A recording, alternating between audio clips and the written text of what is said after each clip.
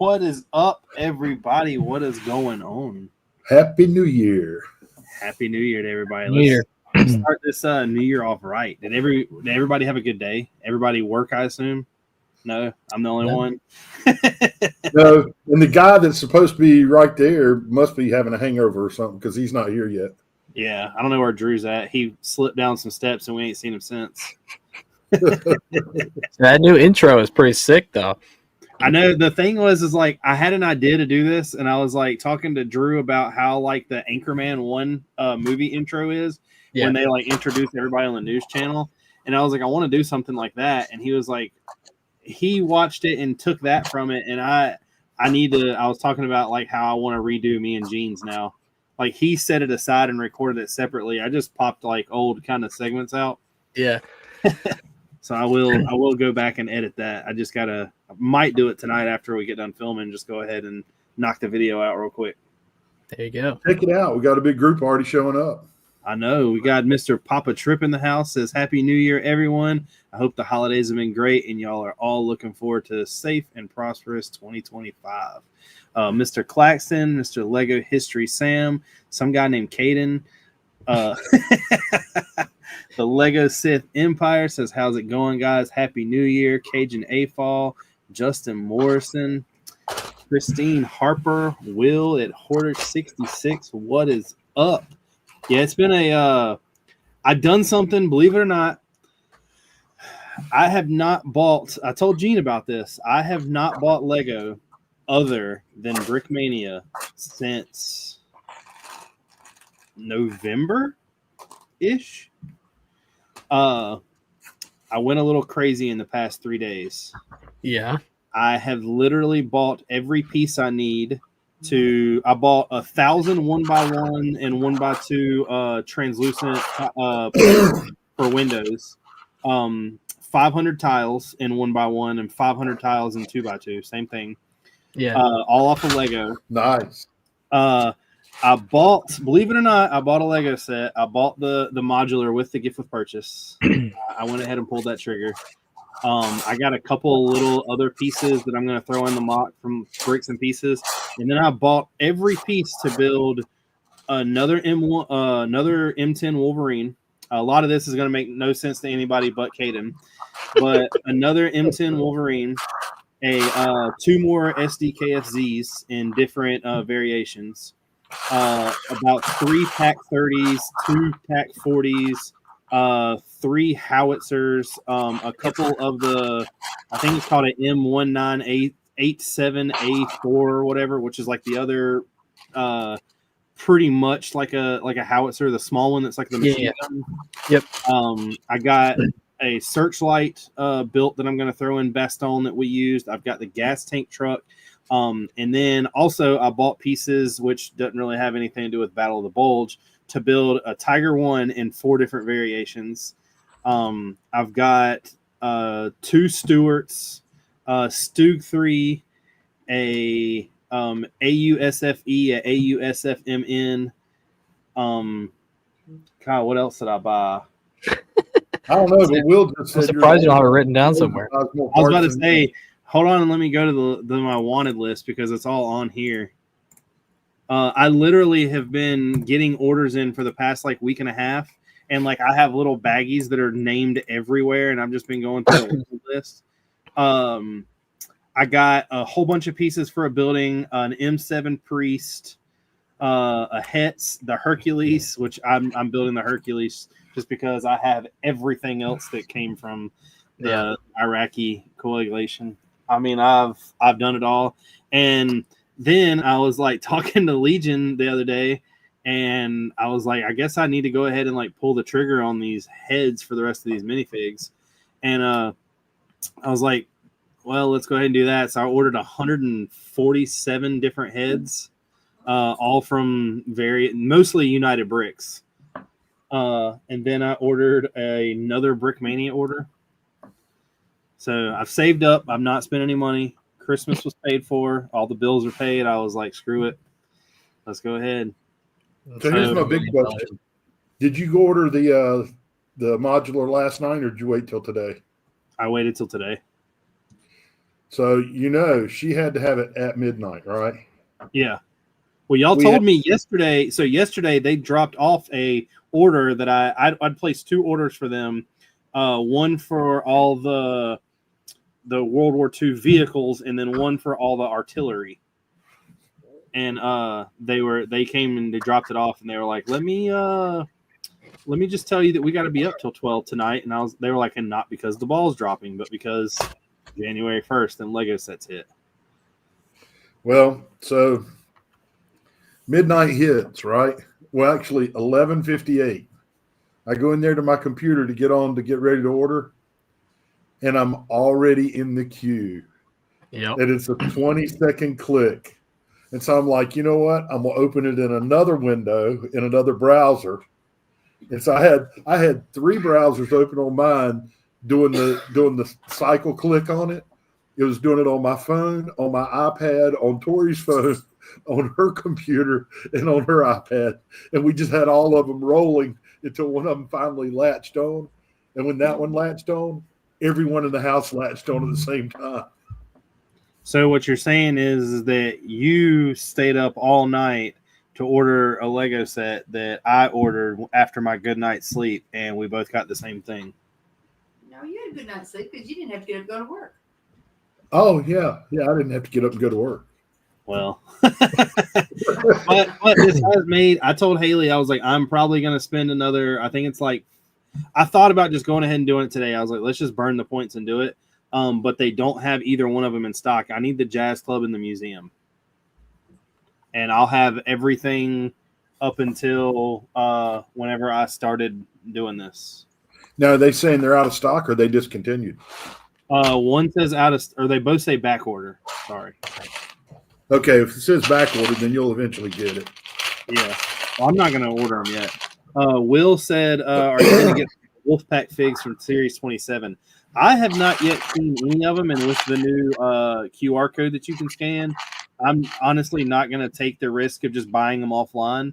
I know Trevor found 2 Wolfpacks and I think the Monster for me, so I had him get them.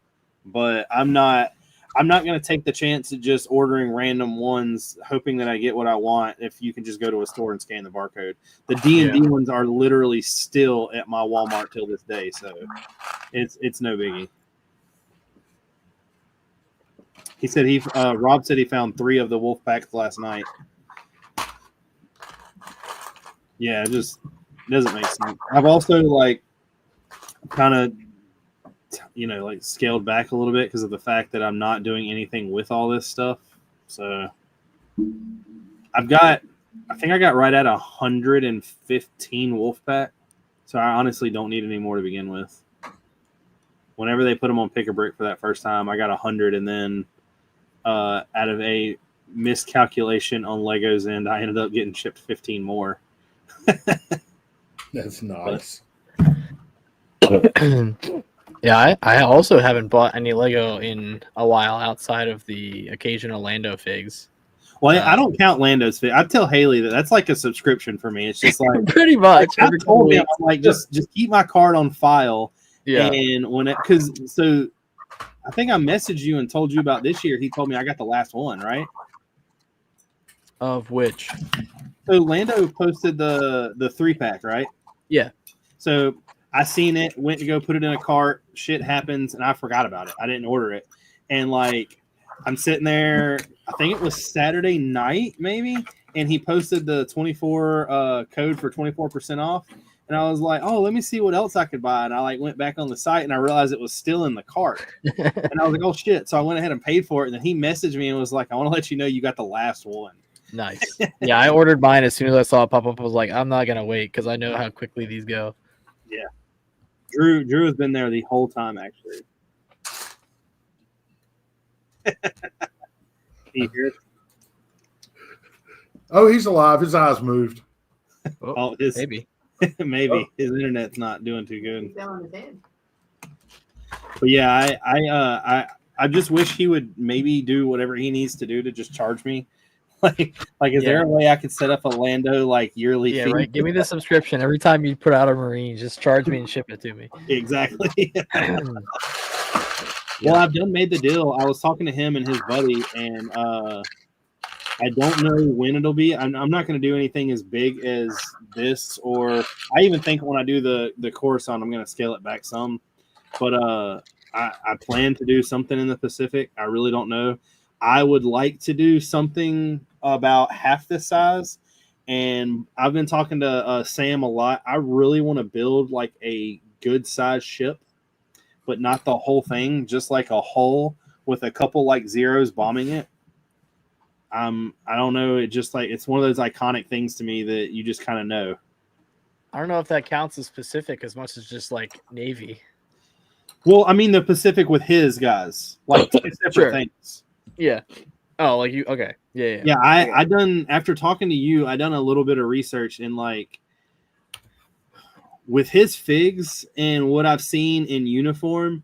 My favorite, hands down, has got frog skin and what? frog skin. Oh yeah, I love the frog skin. And frog skin was only used in like a couple of the battles over there, so I just kind of have to pick and choose. But I definitely would like to show some type of scene where like a Higgins boat's showing up, maybe like 2 or 3 of them, dropping them off, and not do something.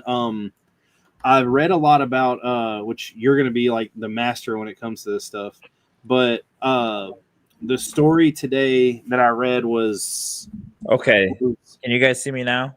We can. Yep. Can you hear us though? I've been struggling with my Wi-Fi for I don't know how long now. Why do you have like? I don't know There why it is. there's 2 of me. It makes no sense whatsoever. You slipped and fell into another dimension. But what's up, everybody? What's up? Happy New Year. Let me see if I can find this while y'all are talking real quick. How you been, Caden? I've been good. How are you? I'm doing all right. I'm tired, but I'm You good. recovering from your spill down the stairs? Yeah, dude, my butt hurts, man. Luckily, there's no bruise. It's just my back that's pretty tight still. What's crazy is when Rich was like, "I'm gonna make that the thumbnail." I was like, "What are you even talking about?" I had seen it and not even looked to realize who had posted it. And he was like, "Go check his story." I was like, "Oh my god, yeah, I watched that this morning." Yeah, Well, I got so funny because like he posted it and then sent it to me, and I was like, I at first immediately was like, man, I can't, I'm really glad he's okay, whatever. And then when I realized like it clicked in my head, I was like, wait a minute, he posted it, so he's wanting people to like acknowledge this. I was like, Yeah. So let's acknowledge this. Oh, it was my butt acknowledged it, man. Luckily, it was like I was, when we opened up, I told them that you definitely were like airborne and like hit. But what was good is you hit and didn't like. Yeah, Yeah, I clipped that corner step with my cheek, and then I just went bam. Luckily, my butt's huge, so Is that the cheap way to get like a Brazilian butt lift? I was born with one. Haley was picking on me one day because I was carrying something and I fell down the steps, but I slid. And like as soon as I hit the bottom steps, like I was able, my feet hit the ground. I just kind of like stood up and kept walking. And she was like, "Oh my god, are you all right?" I was like, "Yeah, I'm fine." Yeah, really, I'm good. Yeah, I'm good. Deep down inside, you're like, I've fallen both up and down the stairs, and I've had a minor concussion from falling down the stairs. Dang. Which is like not like when I tell people I've had like 2, maybe 3 concussions, and like, oh, like what from? I'm like, oh, hockey, football, and then a flight of stairs. It's like, all right, you should leave the last one out. It doesn't sound as cool. Yeah. That it's definitely the least exciting one in there. Yeah. It's the one where I'm only really beating up myself. Like, if I'm falling down the stairs, I did something wrong. I don't know why, but I cannot find anything about this. Do you know like what year? Or it's at Normandy. Oh. But it's not hold on, let me search. Let me do something real quick. You're looking for marine frog skin at Normandy? No. I was just talking about like in general. This was like a really cool battle. Point to Hawk. Oh, okay. Yeah, 2nd Ranger Battalion. Yeah. Yep. Yeah, I'm That's very exactly familiar what I with was Point. thinking.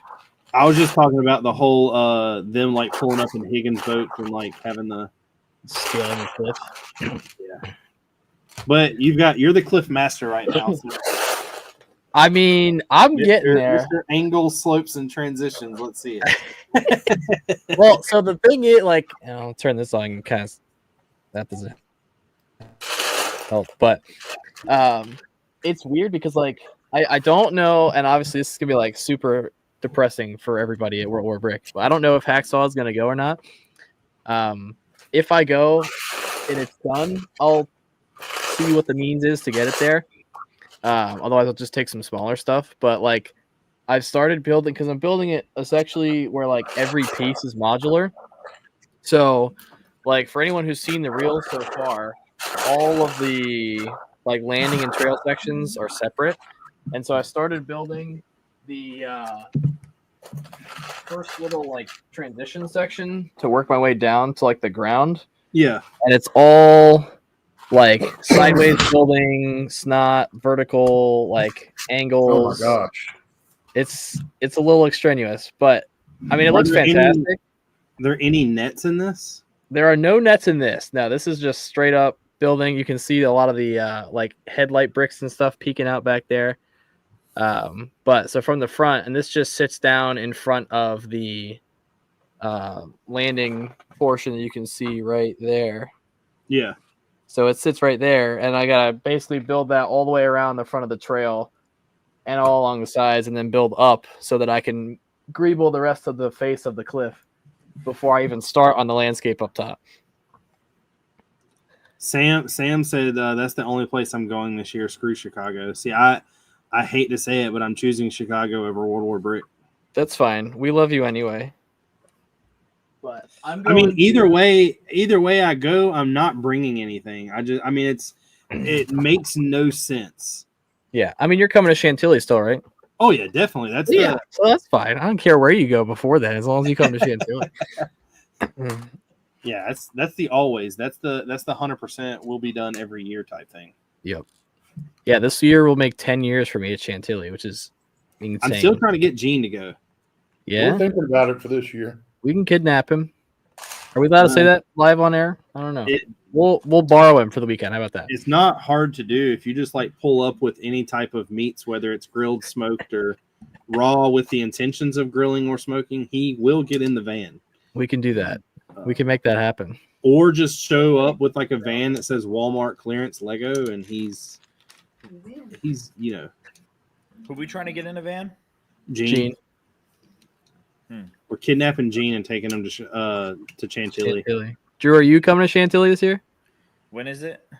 It's almost always the first weekend of August. Maybe. Perhaps. Depends. Because I get married in May, and so my money is not just my money anymore. Fair enough. I respect well, it. if you buy it now while it's just your money. True. That's true. You register now, and then you don't have a choice. Well, I'm in a phase where our money is now knowledgeable. Communism. Yeah, right. Look at me, comrade. It's our money. Yeah, my money, our money. Yeah. Yep. It's your money, but I'm going to tell you what to do with it. Yes. Dude, surprisingly, I got really into building RC cars now. Oh, God. Yeah. Oh, really? I'm loving it. Loving it. I'm building my own course out in my garage. You are no What longer kind of going to RC cars? What kind of RC cars? Right now, I'm doing the 1/24th scale from Axial. So I got a road Dodge cars Power or the Wagon. off-road? Crawlers. The off-road? Huh? Yeah. Buggies? No, crawlers. I got the Dodge Power Oh, Wagon. sweet. Yeah. Sweet. I love it. So do you want to go ahead and sell your Lego now, or? No. Dude, surprisingly, building RC cars, especially in the 1/24th scale, is extremely affordable. Yeah. So, like, So I'll buy- extremely. I'm going to let you know right now, nothing in RC is affordable at all. The 1/24th scale is, The 1/10 is pretty expensive. Wait till you want to upgrade shocks and everything else. No, that's what I'm telling you. It's extremely for the 1/24th scale. It's extremely affordable. I mean, I'll buy any coral you got. Sorry, that's untouchable. Because you don't even know where it is. Exactly. I can't find it. I'll take all the dark tan and tan. That's fine. I don't I'm need any more not dark tan. I'm doing both hobbies. I'm gonna actually, for the first time in a long time, Haley bought me a Christmas present. I'm gonna build this set tonight. Oh, yeah? We'll start the new year off right. I do want to say, there's 15 people in here. I went to go make the outro, and I realized from where we haven't been doing it, there's nobody in there. Let's give away some memberships while we're doing all this. Give it away now. What I gotta give it to you.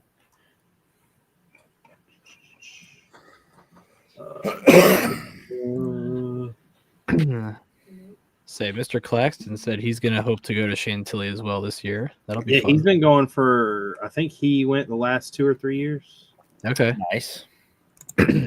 So Renee just jumped in. EMS Bricks. Who do these 5 go to? Let's see. Mr. Rob Claxton, Papa Trip, Justin Morrison, Jesse's Brick Galaxy, Nick and Bricks, all got one. I'm glad they went to Papa Trip and Mr. Rob Claxton. Papa Trip has bought a 3D printer, and he may or may not be like printing me tank wheels, so I don't just put the round discs there.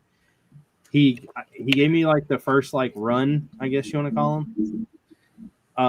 I've got to build the tank first, but I'm pretty sure the one he has will work. Nice. Mod T-Rex says now he has not showered in a year.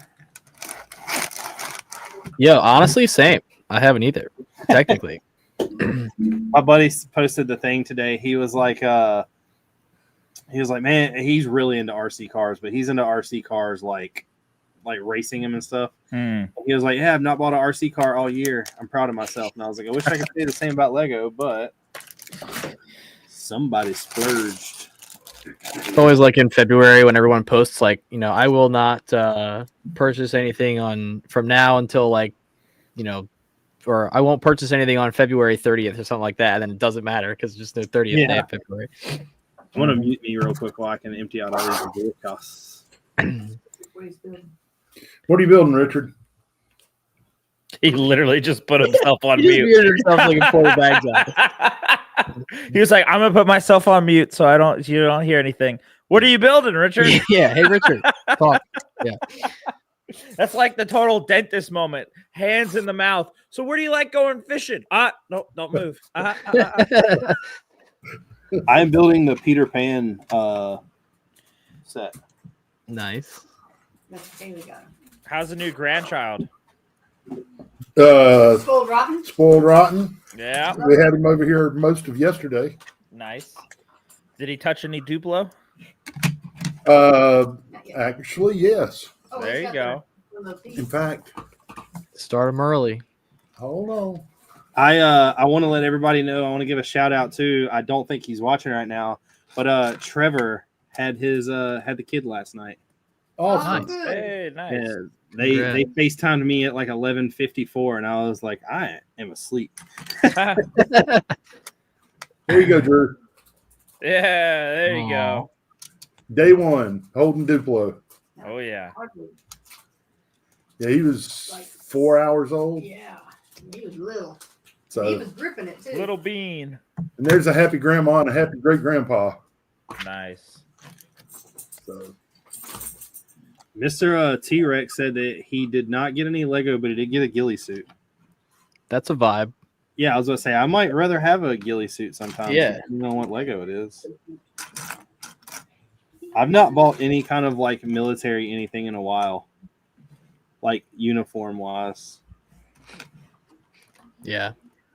I really want to. I have a stall M1 steel pot and a. I don't know. It's just kind of like the Vietnam style helmet, like the M1. That just like basic. The bale. Yeah. Yeah. I don't know if the picture still exists. One of the guys that comes to Brick Fair, and I won't say who, he does or used to do like battleground tours in Europe. Mm-hmm. And at Brick Fair, he had a Panzerfaust in his van. And so we were like taking turns going out into the parking lot, like kind of discreetly just holding a rocket launcher. Nice. It was kind of sick. He was like, "Do you want to go see a rocket launcher?" I was like, "What?" I was like, "Yeah, who wouldn't want to go see a rocket launcher?" And sure enough, he pulled a Panzerfaust out of his van. I'm like, "That's what's up." That's what's up. You ever seen the movie Old School with Will Ferrell? I have, yes. Where he's out there with his wife and he's like, he's like, I took the restrictor plate off the carburetor, but you need to keep that on the down low because it's not exactly legal. Yeah. Mr. T-Rex says that he's not going to lie, he's over getting Lego sets. Man, see, I established like a week ago. Over. Okay, never mind. We were talking about it because on one of the radio stations that I listened to, they were talking about like the best gifts that you can get for like everybody, or like the most like universal gifts. And like Lego was on there, and I feel like for people who aren't into Lego, yeah, like Lego is like the best thing ever. But for people who are, it's like impossible to shop for because you don't know what they already have or what they don't. Well, I was going to say, like, I mean, if we're all being honest, we're all, even the people in the chat, whether Mod, I'm going to take his side on this because here's the thing. We can all be honest, and as nice as it is as a gesture, most people that buy you Lego aren't going to buy you what you want. They're going to go to the store and see something that they think you're going to enjoy. Yeah. And 9 times out of 10, you're probably going to get like a $30 Star Wars set. See, and that's even the crazy part because this year I bought all the $30 Star Wars sets. So I've already got one of them. Yeah. That was say like, so, what was that? The micro fighter? I'm trying to think what was even $30 this year. I feel like everything was like either like $10 or more expensive than that. Well, I guess the new battle pack that came out. The clone, Clones versus Droids one. Yeah. Say what else? I have. I mean, 80% of the Star Wars sets that came out this year, right here. If you have 80% of the Star Wars sets, you have 80% more than I do. I mean, yeah, it's probably pretty close. I think the only thing I didn't buy were like the Brickheads and the Junior sets, and I did not get the TIE Interceptor. I wanted to get the TIE Interceptor, but I did not. I might do that this year, honestly.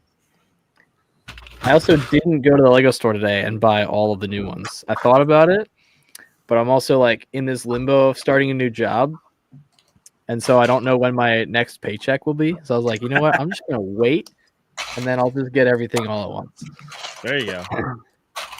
I don't think I really bought any Star Wars sets last year really at all other than the battle packs. Yeah. Yeah, I mean, I bought most of them for the figures, for the anniversary figures. I think the only one that I like wanted and didn't buy was the Jedi Bob Starfighter. I take it back. I have that. Yeah, so that's the only one I didn't get aside from the TIE Interceptor. And I'll probably still get both. And I'm gonna like of the 6 sets that got released today, I'm buying 4 of them. I think. What do you know the total price of all 6? Do I know the what? The total price if you were to buy all 6 of them. Trying to remember what the 5th one was. I think the total, so 245, 295, so just under 400, I think. Wow. For all 6, because the the Grogu with Pram, I think is 100. The Arc 170 and the Home 1 are both 70. The Acclimator's 50.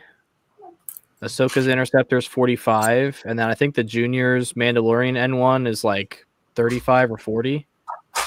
I kind of want the Arc, but just because I don't have the old one. Yeah. but as little as it is, it just kind of looks like a weird X-wing. They're getting mean- ridiculous on their prices, though. Fair, yeah. $290 for Ahsoka's a Jedi Interceptor. That's just ridiculous for 290 pieces. Yeah, There's for $45. That's ridiculous. There's a huge Star Wars tax. Well, and you consider too that like we got Anakin's Jedi Interceptor like what 2 years ago, Yeah. and that I think was either 30 or 35. Or Well, I think it even was before 30. that, we got Obi-Wan's like it was Starfighter, 30, wasn't it? the one with the Kaminoan figure. Yeah. Yeah, I have that one. I bought that one this year. That was one of the ones I missed, but yeah, and then like it's kind of crazy to think that like some of the diorama sets that they were doing are now like the same price that the Starship series are. Yeah. Which like the Starship series aren't getting any bigger. Star Wars Like, series is a scam. See, I'm not gonna lie, I like them. Truly, I do. I just don't want to pay that much money for them. Yeah. I don't like any of the MIDI scale stuff just because of the price. Yeah, I'll be Yeah. like, I went through Walmart the other day because of their like hella clearance sets, sure. and I will be honest, when it comes to the full like circle of price, playability, parts, and everything else, Harry Potter wins. Hands down. Yeah. Yeah, but that's because they produce so much of it, it keeps the price lower. They're doing the same with Star Wars though.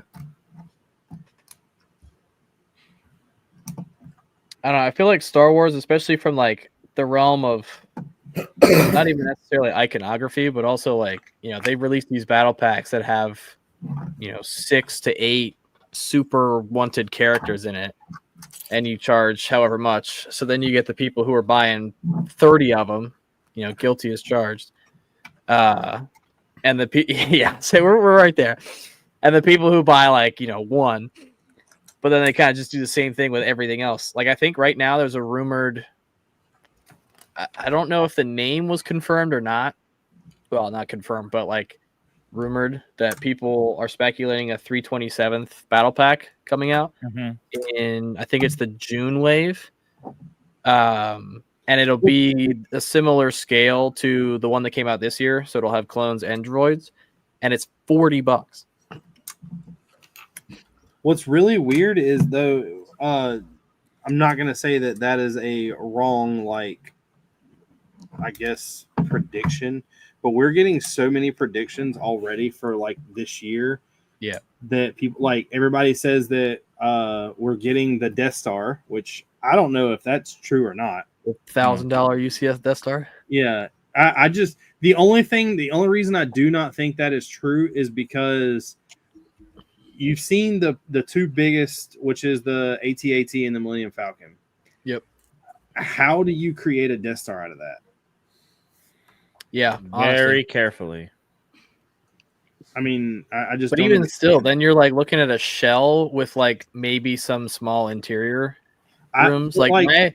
The only way I can think of them doing it and be worth that much is if they did a bigger play set, but had the outside cover that can be added to it. See, my thinking was like, I mean, UCS, UCS in the realm of that it is today is all display sets. That like maybe it's the shell of the Death Star, and then like certain panels are full, like you can fold them down, and inside is like a specific scene, or something. But it's not like a full interior. Maybe you have like the hangar door where Obi-Wan and Darth Vader fight. You have the trash compactor, like a few scenes. It's actually because then if you black out the rooms, everything else can be substructure or technic. It's actually going to be a 10x6 art piece that you hang on the wall. It's gonna be a mosaic. Yeah, it's going to be a 10x6 mosaic that you hang on the wall. Could you imagine that? Them trying to sell people $1,000 Death Star mosaic? It's going to come with a Darth Vader exclusive because it has like a printed cape that shows lines on it. Yes. and then they'll put it in a microfighter 6 months later. Yeah, then it'll come with the small Vader's TIE fighter microfighter. Yep. Yeah, I'm excited to see what they do with the Lord of the Rings stuff, because there was a rumor that they were doing a like book series of them, like the Harry Potter stuff did. That like they were gonna do. I think the one that like had any merit to it at all was Gandalf versus the Balrog in Moria. That one looked beautiful, even like the mock-up versions of it. And then I think the other one that people were like theorizing was something to have to do with the Shire. They said they're doing a big bag in. Yeah.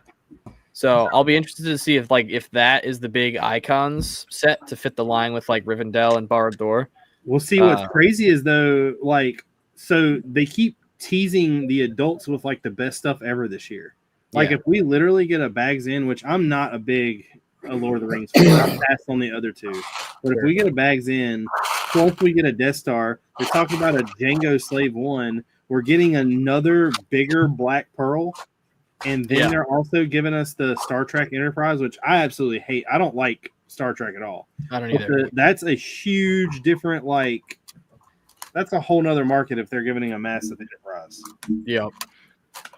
Yeah. I mean, I think it's still early to, like, obviously believe anything. Like, the fact that people are rumoring, like, oh, yes, it's coming out in October, and we don't even have, like, the full March wave, like, yet. That's what I'm saying. Like, all right, we need to chill. There's so many speculations already. Yeah. Well, I mean, I remember too, like in September, October, when we had the first rumors for the December wave, or I guess the January wave, people were talking about like, oh my God, and like we're rumoring, you know, this battle pack and this and that. Like, I think the only other ones for the June wave right now, or that were supposedly rumored, was the Clone Wars color scheme MTT. Yeah. And I don't even remember what the other set was. But now if we get an MTT, I'm down, especially in the Clone Wars colors. Yes, please. It's gonna be probably gonna look really bad and really small, I feel like. I mean, yeah, but you know, knowing Lego, I feel like MTT is an MTT. I mean, I'm not gonna lie. So I have the 2010 ARC 170. Granted, no idea where it is. It's probably destroyed in the 15,000 bins behind me. But I know I have it because I have the figures. But I'm not gonna lie, like compared to the old ones, I kind of like the smaller, slim down one from this year. I think it just looks a little cleaner. The angles are more kind of like subtle than the old one.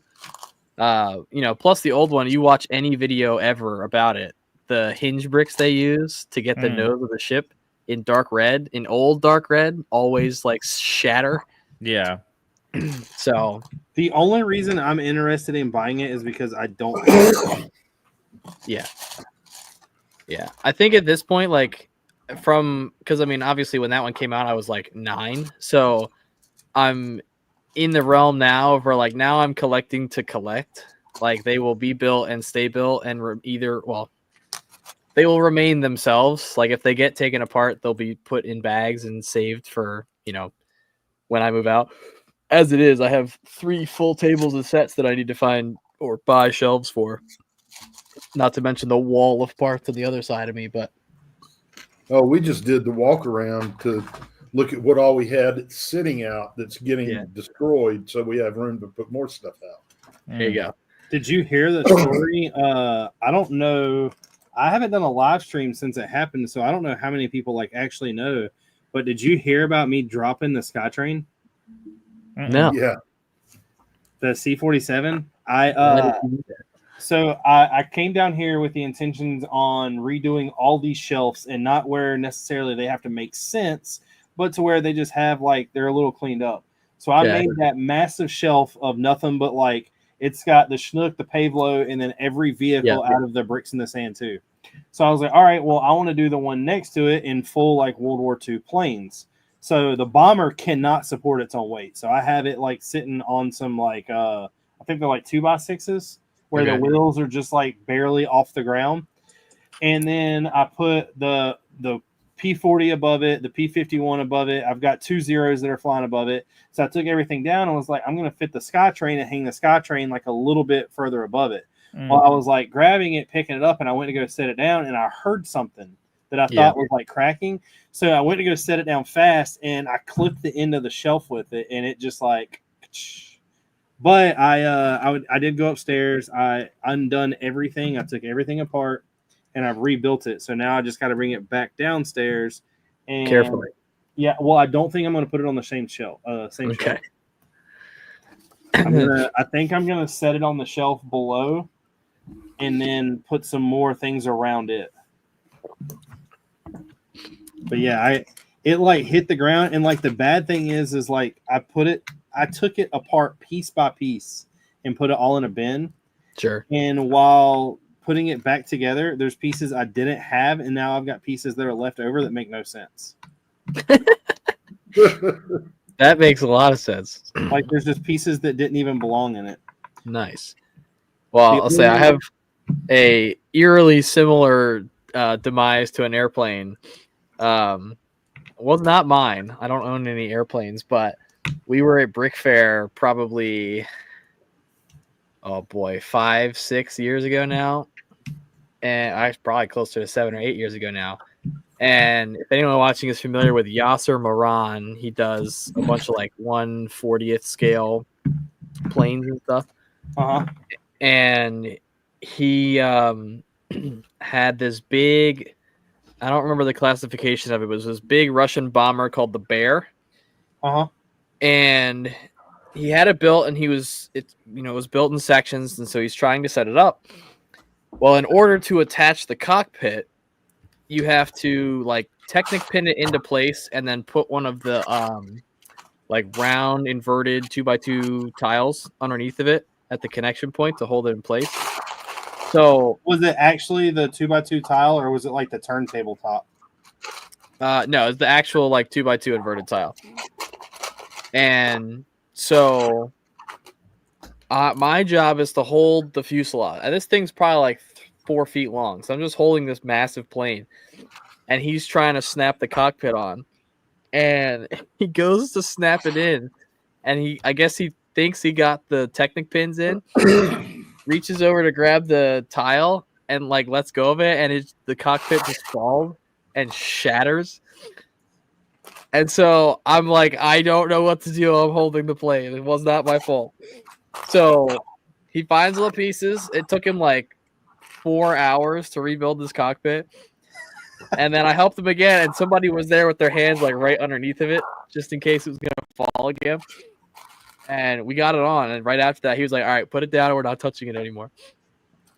Until somebody found a Vladimir Lenin minifigure or created one.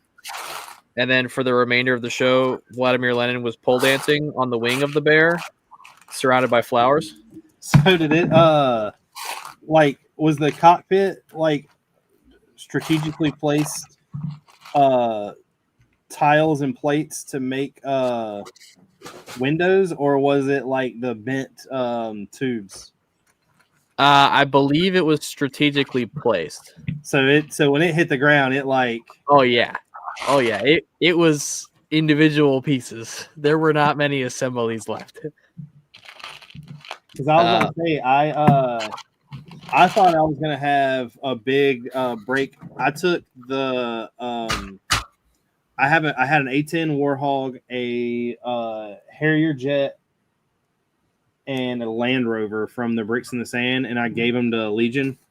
I didn't like the A-10. The way it looked just wasn't, I don't know, it didn't do it for me. And then the Harrier jet, I just really didn't care for. Mm-hmm. The Land Rover, I really didn't like. And taking him over there, I was really worried that the A-10 was just going to like collapse and fall apart. But anything that's built like that, where it's just like the tiles and plates that are strategically placed, it never works out. Yeah. I think my worst crash, and honestly, wasn't even with like a set or anything. It was with a mock. Was in 2021. I don't know if you remember Bloody Nose Ridge when I did that, but one of the sections for it, because those, unlike Mount Ye, and another reason why I built Mount Ye the way I did, was the vertical rock face was super strong, supported, and then the back wall was just stacked 2x. Uh-huh. And then there was a plate or a collection of plates that connected the two together. And then I built the peak of the mountains on top of that. So I wasn't using a ton of pieces. And at Brick Fair, it happened twice to the same section. At Brick Fair, I'm unloading the car and I have it in one hand and I'm kind of like leaning it up against myself to close the hatch of my van. And it leaned back a little too far. So the palm of my hand went through the back wall and it just like went everywhere in the parking lot. And so a couple people like stopped to help me pick it all up and put it back in the van. I came back out later and got it. Took me a couple hours to rebuild, and I had a lot of parts left over afterwards. And then the same section did the same thing, leaving Brick Fair on Sunday. I was like, well, I'm not putting it back together now. Drew was on stream here one night, and like the whole top of his Minecraft, well, it was like the trees of his Minecraft mock just said like, "See you later." Dude, the amount of stuff I've dropped on this stream is insane. He dropped a whole box over of minifigs one A whole day. box of minifigures and accessories everywhere. I've dropped Minecraft things. I've dropped, I don't know, so many different things. But the big Minecraft one was on one of your first shows on here. Yeah. Because I remember thinking, oh my God, is this the. I'll do it again. Sitting right next to me. Hey, by the way, guess who's coming to see? Well, not coming to see me, but coming around here to go see Shane Gillis. Oh, nice. Yeah. I always get notifications that he's like coming around Tennessee. I was like, I kind of want to go. I want to go. He's expensive though. But yeah, I that's the SkyTrain's really the first thing I've like thrown and damaged. Yeah, I'm not generally like throwing stuff down here. I mean, every now and again, I'll have a bunch of my bins like stacked on top of each other, and then one will collapse, and then I'll just kind of look at it for an hour, and then go back and sort it eventually. Yes. Like I don't want to do that, but I think the worst feeling is dropping Stanley cases. Because if you drop a Stanley case and it's not closed, it's almost all the little yellow bins. If you've got everything sorted in one of those and it's not closed and you drop it and then everything is just gone. So what in your opinion, do you think I should buy some of those for the army, or should I just keep putting them in tackle boxes like I have? I mean, tackle boxes are probably just as effective. Like they're just not as deep, but they're like they're so like a tackle box is like $5 or $4. Yeah. The Stanley cases are like 20. So yeah. I mean, and also too, like the ones, so I have a couple that are like the normal depth that are about like this deep. And then I have one that's like 3 times that. But then I do actually have, it's like essentially a tackle box made by Stanley that I currently have all of my third-party stuff in. So I finally sorted out that bin to figure out what I actually had. And Haley wants to know if she could put in a cookie request for Virginia. Sure.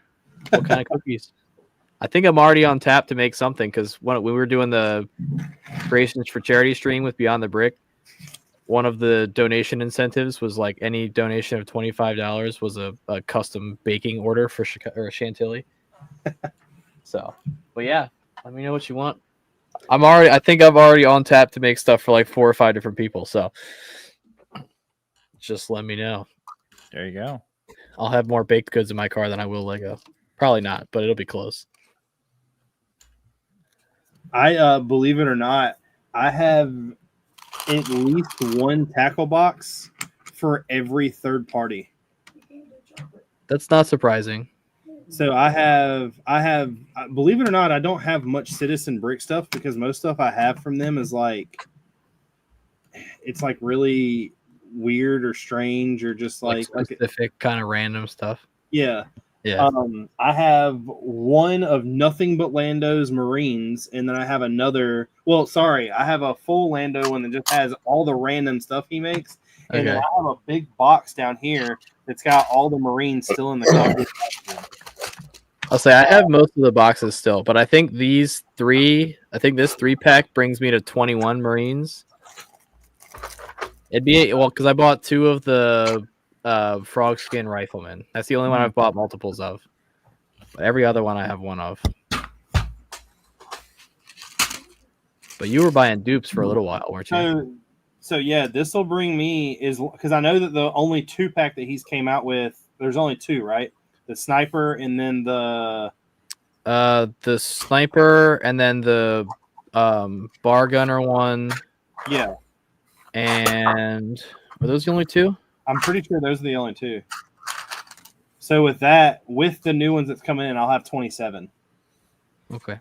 Yeah. Because I've got one of each double pack. I bought one of the 3-pack, and then I have 3 of the frog skin. One of the ones he did beforehand, like one of the first ones. Which of the frog skin? Because he's got the 3. He's got the grenadier, he's got the rifleman, and he's got the bar carrier or the bar assistant. It's the grenadier. I'm almost positive. Yeah. But they don't. And then I have a full box full of Citizen Brick figs down here that haven't been opened. So I don't know why I bought. Like new Citizen Brick figures or like old stuff? Both. Well, if I sold find any Citizen Brick Airborne in there, let me know. I sold the 2 that I bought from Chantilly already. Okay. I sold both of them for $430. Yeah, that checks out. So I understand how the Citizen Brick underground works. I had no want. I've been around the game long enough. Like I had no want to get rid of them because I bought them because they were something that I actually liked. Yeah. And then like the prisoner, I was like, I don't know what I'll ever do with him. And somebody was like, put it on eBay. So I put it on eBay while I was there. Yep. And on the way home, it sold for like $200. And then I have a buddy that I know, met him at Chantilly, actually. He lives in California. But he knew one of the other figs that I had. And I was like, I have no intention. It was the Patrick Bateman, the American Psycho, but it was him in a purple suit. I was like, I have no intentions of selling this. That's like a really like good movie. I love it. I'm a big horror fan. I have no want to get rid of it. Purple's my favorite color. I was like, I'm gonna keep it. And then like he was like, would you sell it for like $150? And I was like, nah. And like a couple like days later, he was like, what about like $175? And I was like, nah. I was like, I just think I want to keep it. He was like, all right, what about like $230? And I'm like, sold. Yeah. You're like, for $230, I can pay Joe to make me another one. Yeah, I was like, I'm not that well. I don't know what else I would do with it. I really don't. Like, yeah, I literally have every horror fig except for one they've ever came out with, and I've had no intentions to do anything with them. Yeah. Well, I think that's one of the things. Like, I know we've kind of talked about it before too. Is like why I use Lego figs and don't often buy into like the custom ones is because like they're so specialized and like so specific to stuff. And like all the random ones are like, oh yeah, that's cool, but like I'm literally never gonna use that. It's gonna sit in my bin and like never see the light of day. Whereas like the Lando Marines, you know, I ended up finishing. I think the last time I was on, I showed the landscape of it. Maybe I'll wait and I'll send you like a decent picture and you guys can look at it another week. But like I finished that one, so that uses the frog skin figures.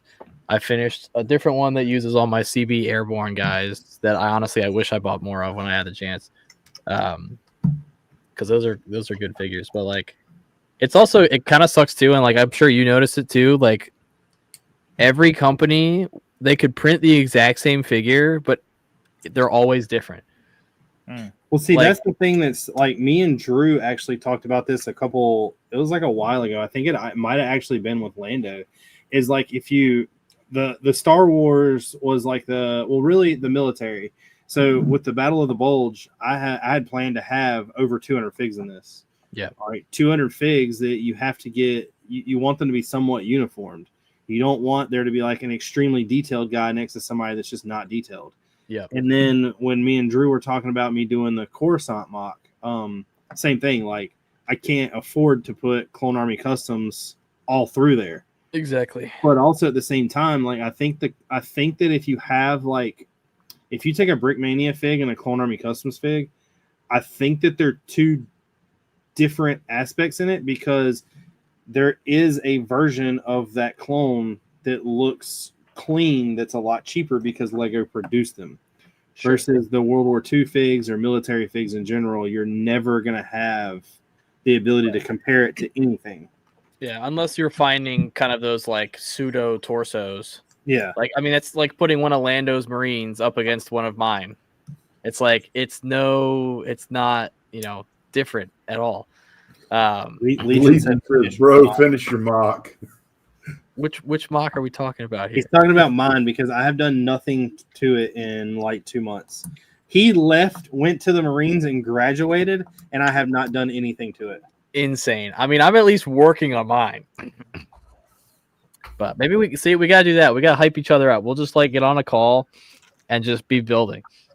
Well, I keep telling everybody that like the final excuse I made was next year is going to be different. I had a goal last year when I was like posting every day and everything else. I was like, I want to hit 5,000 subs before the end of the year. And I just quit posting. I quit doing anything. So I knew it like wasn't going to happen. This year, I'm going to see what I can do to hit like the most. I want to start. I might not post every week, but my goal is to post at least 5 videos a month. Okay. On YouTube or on Instagram? On YouTube. Instagram is like Instagram's just like, I'm not gonna say it's easy content, but it's easy content compared to what YouTube is. Yeah. The new dad just hopped in. What is up, Trevor? True Squadron said, "What's up, Nate? Looking forward to some more Felucia updates, man." Yeah, we got Nate Bricks in the house. Nate Build. Yeah, he said he went all through his boot camp and I did nothing. Nice. So there'll be changes coming. That's one of the things I wanted to do, or the reason why I bought what I bought is even because I'll have to basically, if I'm working on the bulge and I come to a point where I have to order parts, I can build one of these Brick manual sets or one of these other kits I have from different people to show, hey, I'm still working on stuff while waiting. Right. Yeah, I'm in a position right now with Hacksaw where like I can build. I mean, I could probably get like 90% of it done with what I got already. But it's like the part of like, okay, I want to work on this section, but I really want this piece and I don't have it. And then so I just don't work on the mock until I either buy that part or decide I don't care anymore and use something else. But like I'm trying to like, okay, if I'm not using this piece here, I don't get to use it anywhere. Because then it's like, well, I had it later, but not at the start. Well, like, so today, for instance, I knew you were going to be dead at work. Hold on, I can show everybody. I don't really care. There's 2 buildings in this that I did not design. But go ahead, you can keep going while this is loading. Yeah, but like I'm trying to get this front section done because once I get like the actual cliff face done, then it's literally a matter of like putting up the Technic structure for all the landscape and then just building the individual units for the landscape. And like I could literally come home from work each day and just bang one of those out. See, the landscape is going to be the landscape is more random, so it's just putting pieces down versus these buildings I have to have like certain stuff for. Sure. I mean, I'll come down there and help you out. Why not? Let's go. I'll give you a place to stay and I'll feed you. All right. That's good enough pay for me. Where are you at? I'll bring cookies. I'm in Maryland. Oh, that's a long ass drive, homie. Not that long of a drive. You're in what, North Carolina? Yeah. I mean, where in North Carolina? Like southern North Carolina? No, I'm like an hour from Virginia, like the border. That's not that bad. How long does it take Jason to get from For a weekend, that's not that bad.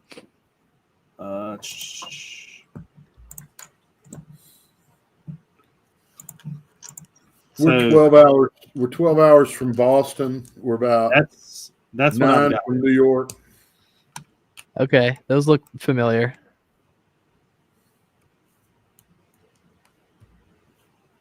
I mean, they look good though. I like them. What do you know where the design came from? Battlefield built this one and this one. The other ones I did. Okay. Nice. And then this will go beside what I already have. Okay. So this is like within the wall of Bastogne. Like this is in Bastogne. Yeah. So basically, it's gonna sit like the layout on this is different because I'm actually gonna have to stop here. but the church is going to be over here in this area. Okay. And then the rest of this will actually go away.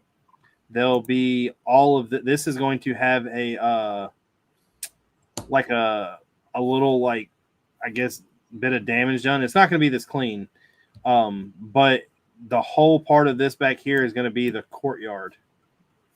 Okay. In the courtyard, I'm going to have some knockdown trees. It'll be a bunch of. I've got to add a bunch of snow to this too, but I want the snow to be random, so I'm not going to plant it. Sure. And then out here, there's going to be the searchlight hooked up, and I'm going to have some Americans like chilling out, building camps. Okay. So like the church is going to be over here with the medics, and then I'm going to have like the camp back here, and then I'll have all throughout. There's another row of buildings that go up this way and over. That's all going to have like random pockets in it that show like some of the guys hanging out in the buildings and chilling. Okay.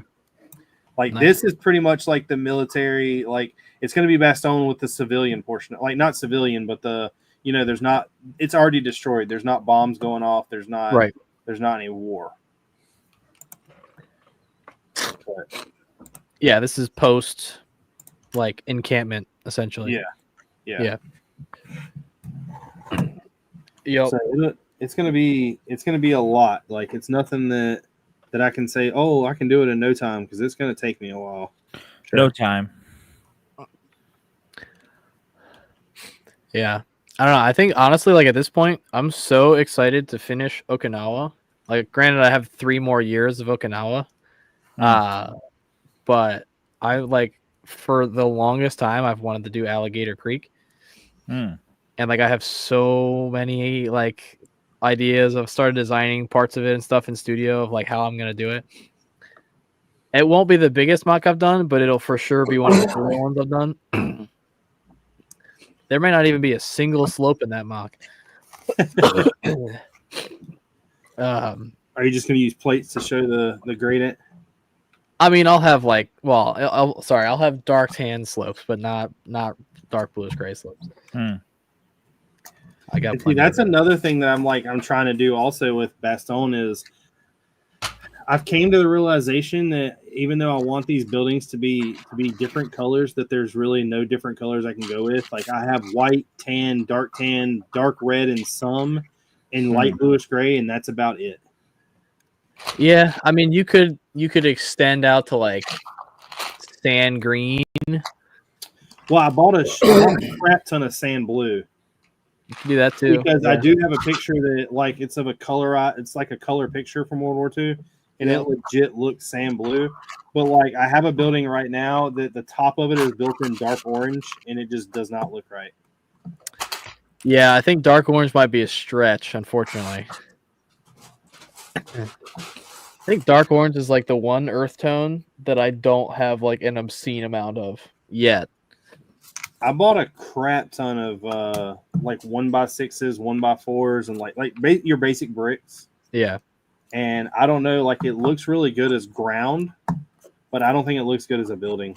It looks good as ground depending on what you're mixing it with too. Like if it's like just dark orange and like one other color, it's kind of like but if you mix it with like dark tan and medium nougat, see, I had it with a lot better, or coral.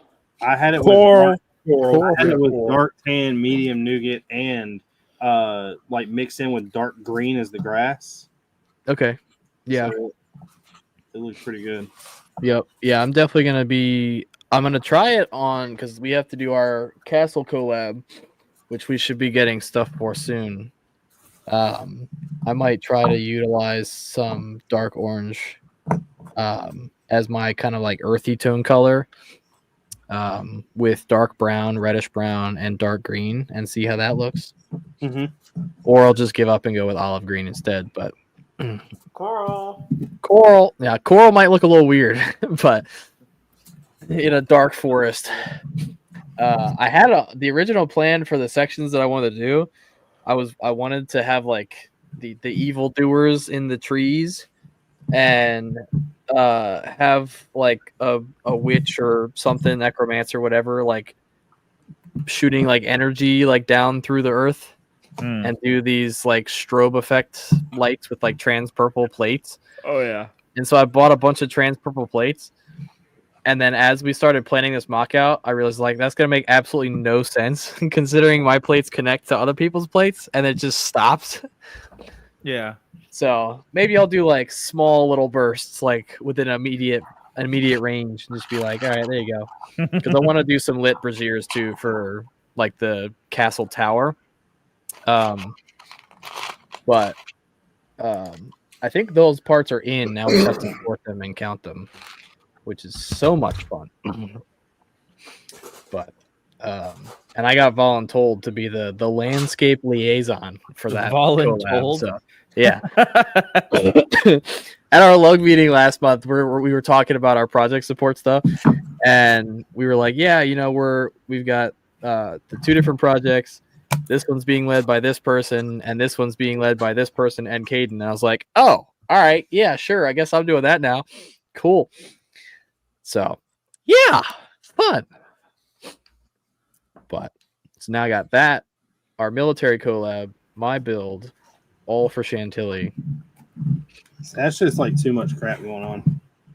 That's not even all of it either. That's only 3. And then I've got 7 vignettes to build for the Marine Corps show in September. So, insanity. You're not Superman, you know. I'm not what? Superman, you know. Supermaning it? Come on. I don't know what that means. You've never seen Spider-Man? Where he's like, you're not Superman. Or she's like, you're not Superman, you know. Which Spider-Man is that from? I mean, it's technically from the comic, but it's actually from the first one. I mean, I think I've seen like the Tobey Maguire ones. Yeah. I've seen those, but it's been a long time. His grandma or his aunt's like, you're doing too much. You're not Superman, you know. Got it. Wow, you failed me there. Yeah, it's fine. I'm fired. I'll fire myself. It's all right. I'll let Drew take care of all the HR. There you go. I'll just bring him coral as a bribe. It'll be fine. Or bring him will he know what coral is? Yeah. So, I could use the Bougainville one. His collection, and he's trying to get all the weird, hard to find parts. He wishes that Lego would make masonry brick in old sand red and sand purple. That'd be beautiful. Have you heard of like the thing that apparently they're doing for like the lug bolt people this year? I don't know. Apparently, word on the street is, and I'm not sure how true this is, that they're putting black masonry brick on there because they have the part. Not a lot of people have them, and they're thinking it's going to be a way to catch people who are uploading them to a Bricklink store. I mean, that's kind of really funny, but I don't even know if I would order that. Like it's so the pictures of them, they look so dark that you can't tell it's on the profile. Right. Trevor said that I'm just not trying hard enough. I'm trying to think what I would even use that for. Like I get the white ones, like I use those for like snowy pads and stuff like that. And like every other color. But I don't know what I would use trans black for, because I feel like eventually, like at a far enough range, you wouldn't even know. Black. No, just regular black. Yeah, just regular black. Yeah, but even still, I feel like from far enough away, you wouldn't be able to tell that they were profiled. In the picture, you can barely tell. Well, did you see? Apparently, in the Wednesday set or one of the Wednesday sets, the like regular or like the new like 3-leaf like single stud thickness plate piece comes in trans black. Mm-mm. Really? It's kind of cool. Yeah. I was like, whoa. I think we were on the charity stream. Somebody was building the Wednesday set and they were talking about the trans black leaves. And I was like, when did that come in trans black? I still don't know when I would use it. I mean, I don't either, but that's kind of sick. Like, I don't know of any other foliage parts that come in trans black. Not again why you would use it, but Nate said that he came in late to the stream, but recently you graduated boot camp or OCS. He's talking to you. Yeah. He's talking to me? Yeah. Did I graduate boot camp or OCS? Yeah. No. I'm a civilian. Put Legion, 117 Legion. He graduated the camp of debut.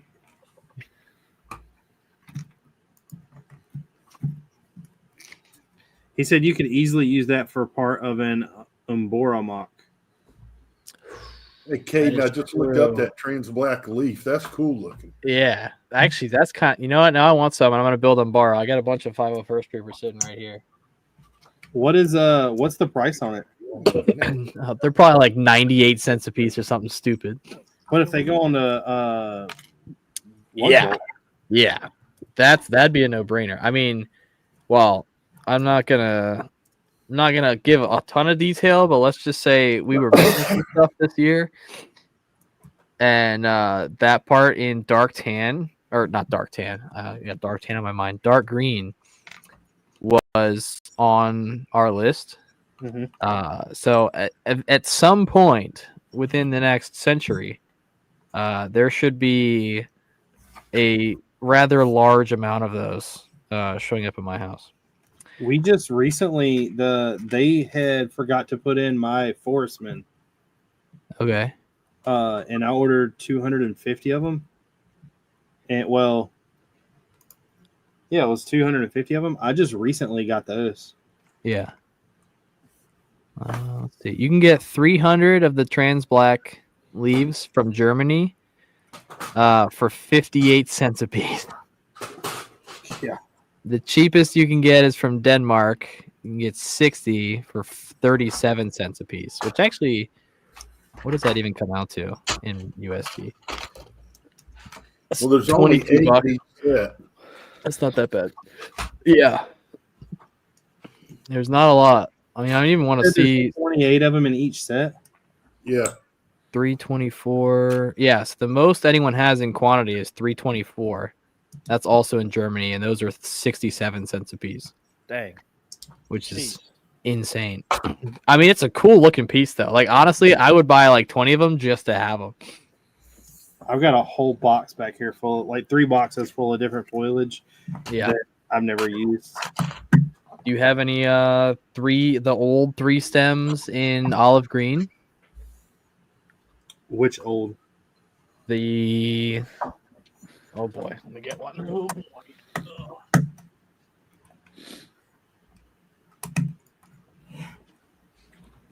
These guys.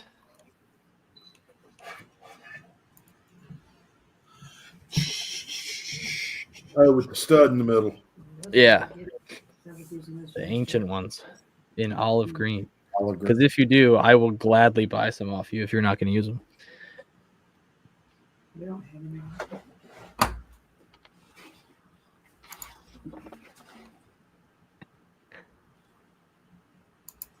An olive green? No. Unfortunate. Now the olive green of the new style. Yeah, and all we've got is bright green and green. I've got like a whole 2-pound baggie full of those. The new style one? The one that's got the little stem that's got the 3 leaves. The little stem that has the 3 leaves. I don't know if I know which one you're talking about. The one with the bar Yeah. at the bottom. Does it have the bar hole in the top? Yeah.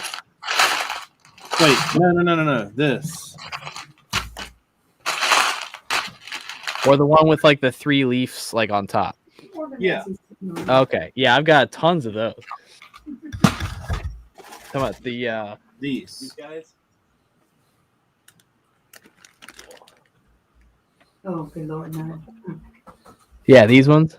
Yeah. Yeah, I've got tons of those.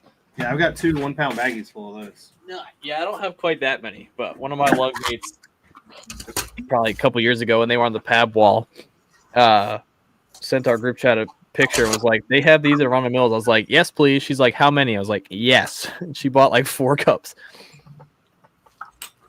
I think me and Haley ended up going to Concord one day and getting all the 3 stems out. Back when there were still cups. Yep. Yeah, that was when they switched over, when my stores finally switched over from cups to boxes. I was like, well, there goes the last 10, 12 years of training and packing of stuff. I know you've learned how to well, now it's easier though. I mean, Yeah. Well, like I had like the spreadsheet of like how to fit the most amount of certain size bricks in a cup. what? Yeah. It Too was much a thing. science. I got it from one of the Wamalog guys years and years ago. What'd you get into? Yeah, I don't know. One of the thing, and I guess like, I guess I'll ask you the same question because you build big stuff too.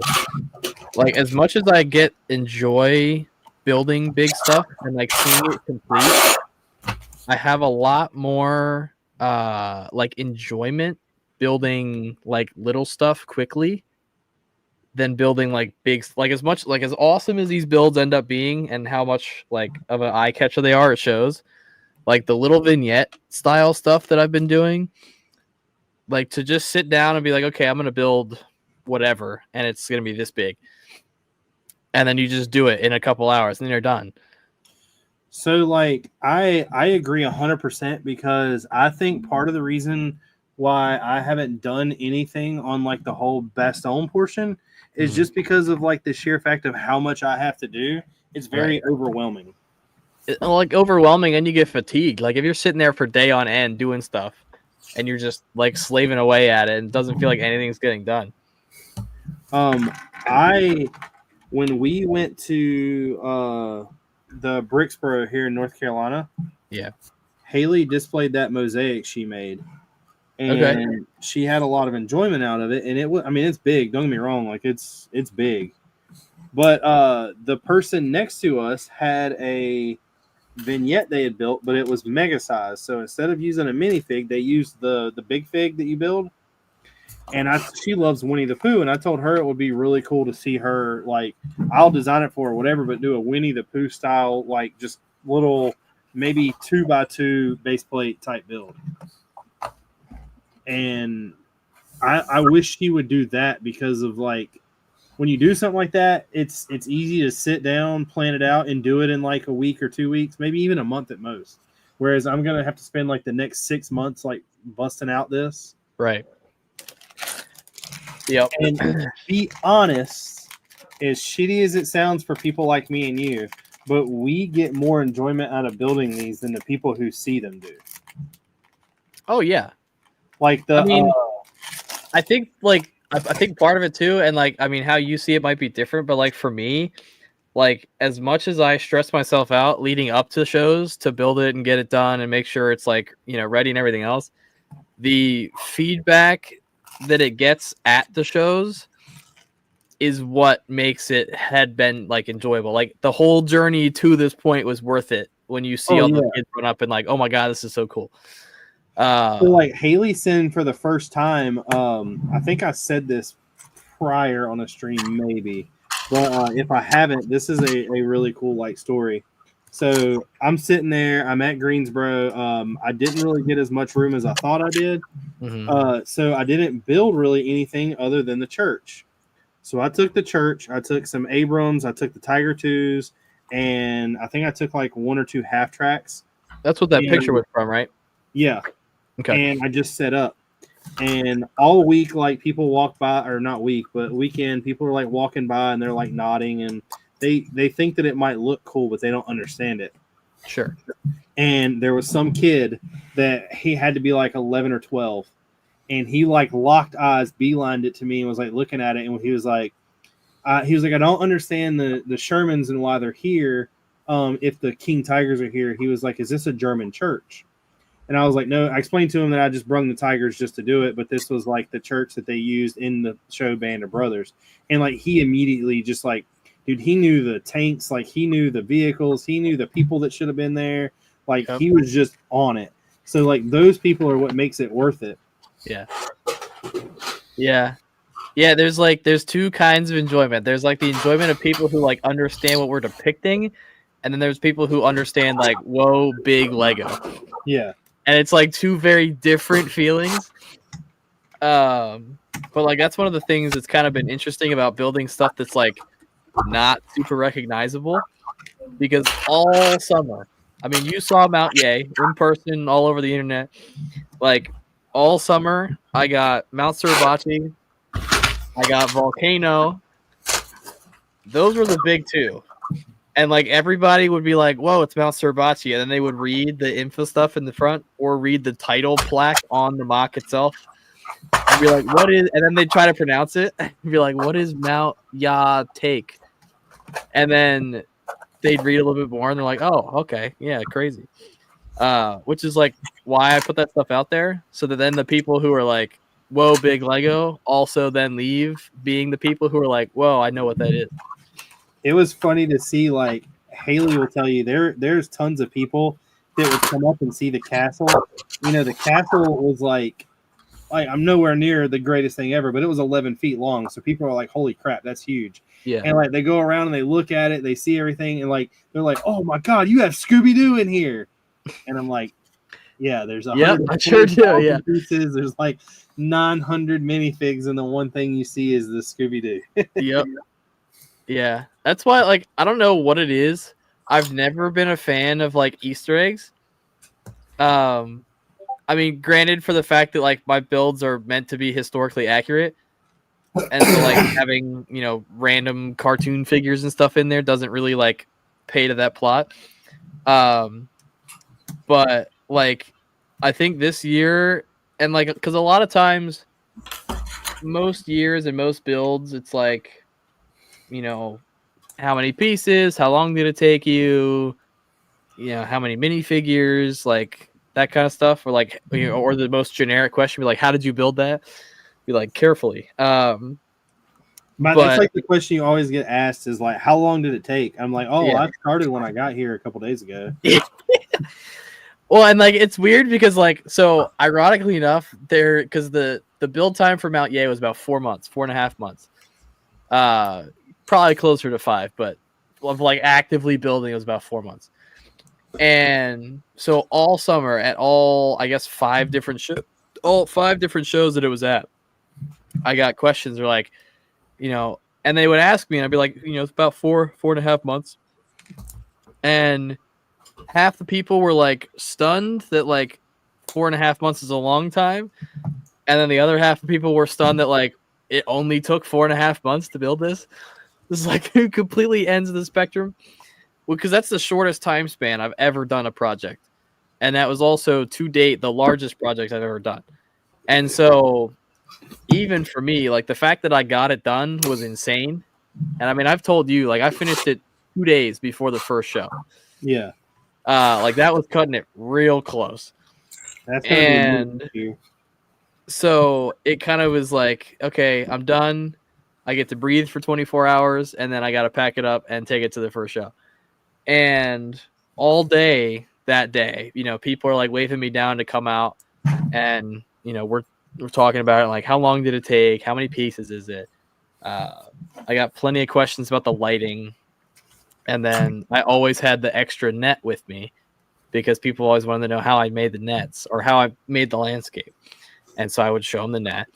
And it's like every year there's something different, which is I think part of like why I try to build everything a little bit differently. Like every year I try to employ a new technique or something to kind of challenge myself a little bit.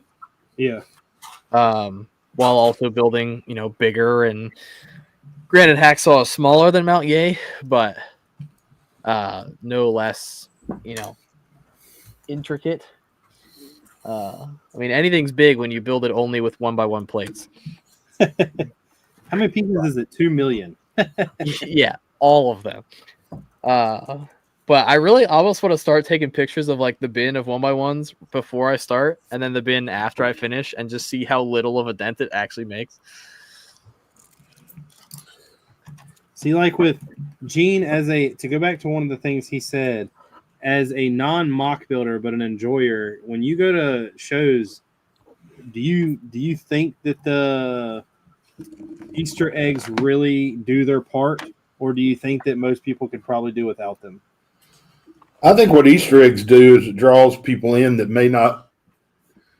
I think what you get without the Easter eggs is people just walking by and nodding and going, oh, yeah, okay, that's big. But I think once you hide the Easter eggs, once they find one Easter egg, I think they hang out and start looking for more. Yeah. And I think you get a lot more enjoyment out of the build from the average person at that point. So Yeah. there's a Easter egg. There's only one that I'm like really doing. What's going on, Hive? There's only one Easter egg that I'm really like going out of my way to do, and I've already got all this stuff to do it. And it was just one of those things that was like too easy not to do. I have like 5 zombies that are Germans, and I'm putting them in Bastogne, and there's going to be an American soldier using a pack-a-punch machine. And there's going to be, I think I have like 7 or 8 of the perk machines, and the perk machines are going to be hit around Bastogne. Okay. See, I like that.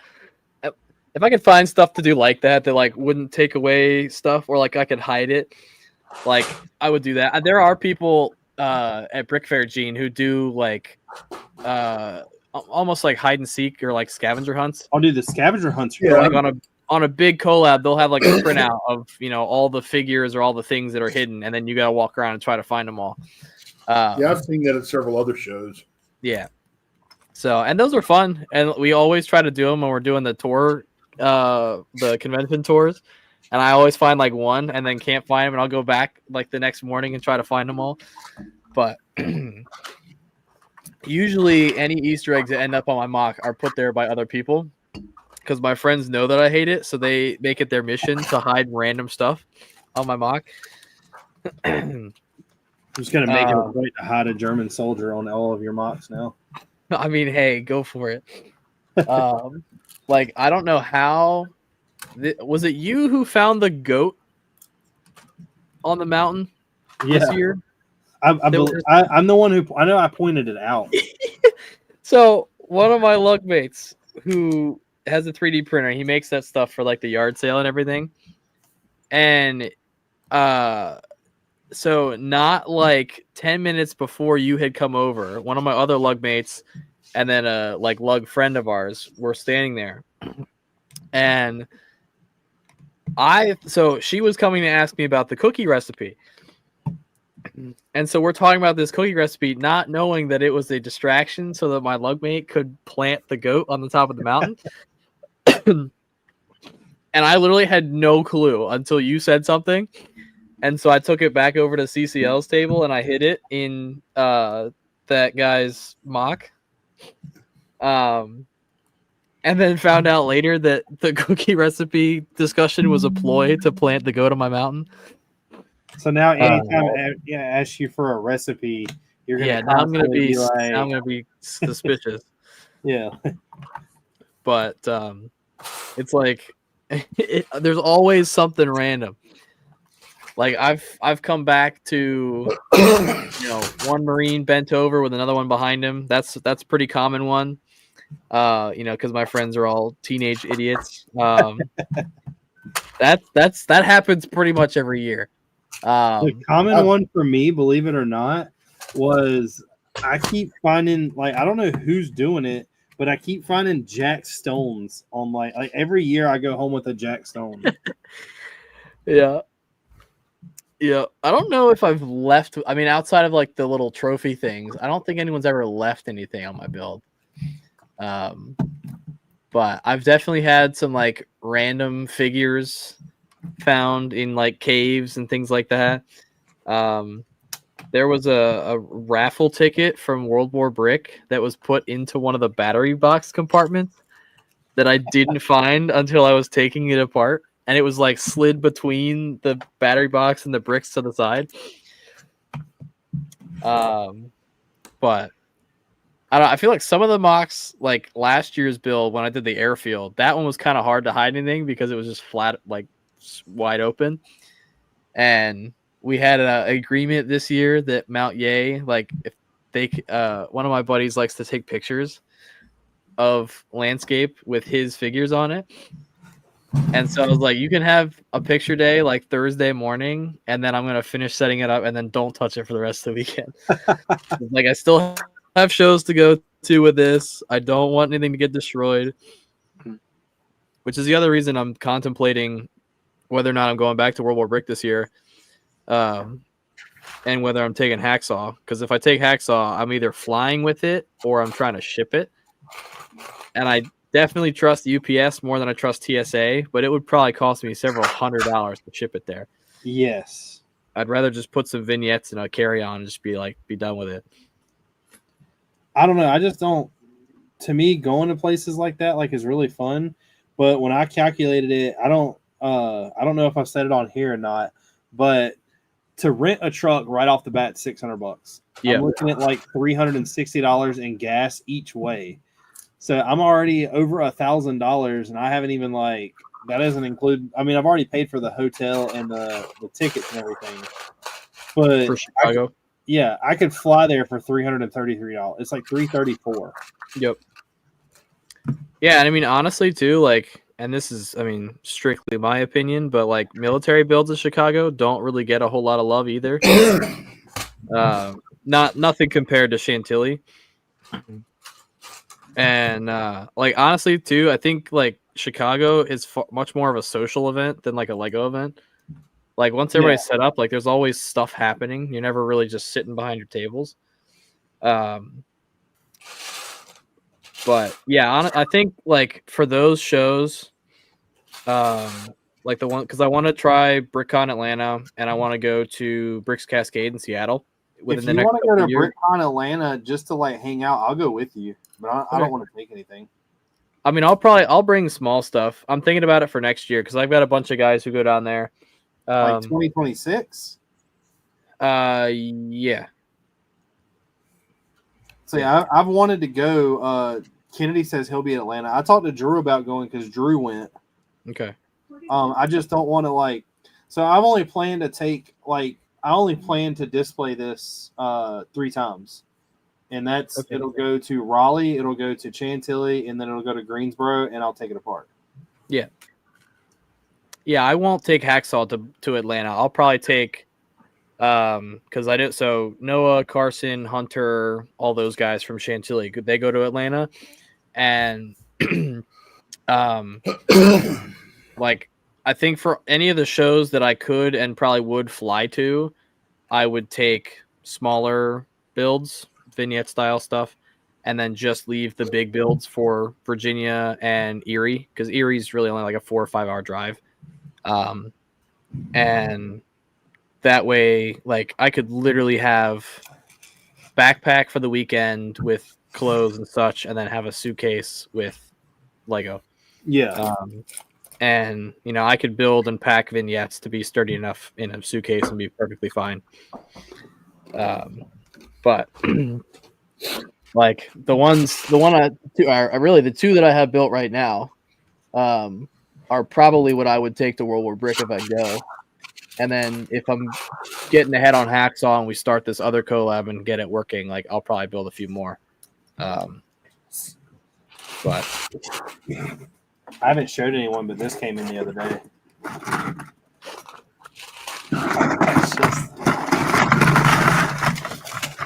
It's only $700 worth of figures. Can't hide money. This was the past maybe 5 or 6 gift with purchases that they've just been collecting for me. Nice. The AT4. Okay. There's 2 of them in here. The M202 flag. So you're trying to sell me one of those AT4s? The Black Ops Friday brick. Okay. There's 2 of the I forgot what this is. The carbine crates.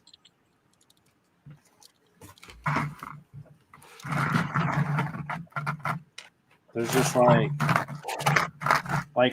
bought one of the perfect caliber rando packs, and I ended up getting an M60 in it. Nice. And then it's Panzer. So I actually got messaged about these. I posted a video, a very, very short video on my story, and somebody messaged me. I don't know if they follow me or not. They were like, "So you're the reason there's no Panzer crewmen left." But I literally have 1, 2, 3, 4, 5, 6. Did you just reply back? Yes, that's me. Yeah. There's U.S. Rifleman. Here's 2, 3, 4, and then there's 3 more tankers, and then 4 more Battle of the Bulge Panzer Grenadiers. And See, I will say it's kind of nice, like being around the community enough that you can say that you are part of inflation or that you're a cause of inflation. Like, you're the reason there's no Brickmania figures. I'm the reason there's no Dark Gray Slopes or Frodo torsos. like, and then these, I kind of went like, I don't think I ordered this many. I went back and looked, but I did. But I have like It was just the patches or the stickers. the stickers. So you just ordered 1 million Brickmania stickers. Well, I ordered one for the laptop, Okay. and then I know I ordered another one. I was like, well, I'm gonna get a new laptop, but I ended up with 10 of them. Sick. So if you need one, Yeah, sure. I did buy all their black trench coats. I will say that all of them. all of them. I don't know if I've ever bought them out of anything. Maybe like The some worst Brick Arms, thing but- that Brickmania does with their website, it lets you know how many they have in stock. Yeah. Right. Well, like I think the only time I've ever had an issue, like I ordered back when I was, I guess, 2022, I was building the landings for Okinawa, and I had built all my landing craft, so I needed the 30 cals to mount, and there's 4 guns per transport, and then 1 each for the Shermans and 1 each for the H4 flame or howitzer variations. So I was ordering like 42 Brownings, and I ordered them all in black because all the ones I had were black. All the monopods I had to mount them on were black. And I ordered a bunch of other stuff, and they sent me the package, and I opened it up, and all of the Brownings are gunmetal. And so I sent him an email, and I was like, yo, first I texted Dan, and he was like, yeah, just email the warehouse, and they can fix it. I was like, all right. So email the warehouse, and I'm like, yo, I bought all these Brownings in black. They all showed up in gunmetal, and it was even like checked off and everything. They all showed up in gunmetal. And whoever responded was like, okay, we'll send those out to you. With no, like, return the other. So I just have 40 something gunmetal Brownings that I'll probably never use. And then I got the 40 black ones that I needed. So I probably have like 100 Brownings. And we'll never need that many Brownings. I think the M1 Garands, when they came out with the perfect caliber and they first listed them, I think I got on there and there was like maybe 100, and I bought like 15, and I put them in a cart. I didn't buy them, and like came back and there was like 60, and like a couple, like maybe an hour or 2 later, they were down to 40. So I bought the rest of them. Nice. If That you sounds need like any you. Brick Arms like solid color gun, I probably have them. I pretty much cleaned Victor out of his entire like. Yeah, I remember you showed me the case. You sent me pictures of all the cases. Yeah. Yeah. I mean, you can bring whatever you're trying to offload to Brick Fair, and we'll chat. I don't think that after going like with this perfect caliber, I don't think I'll go back. Yeah.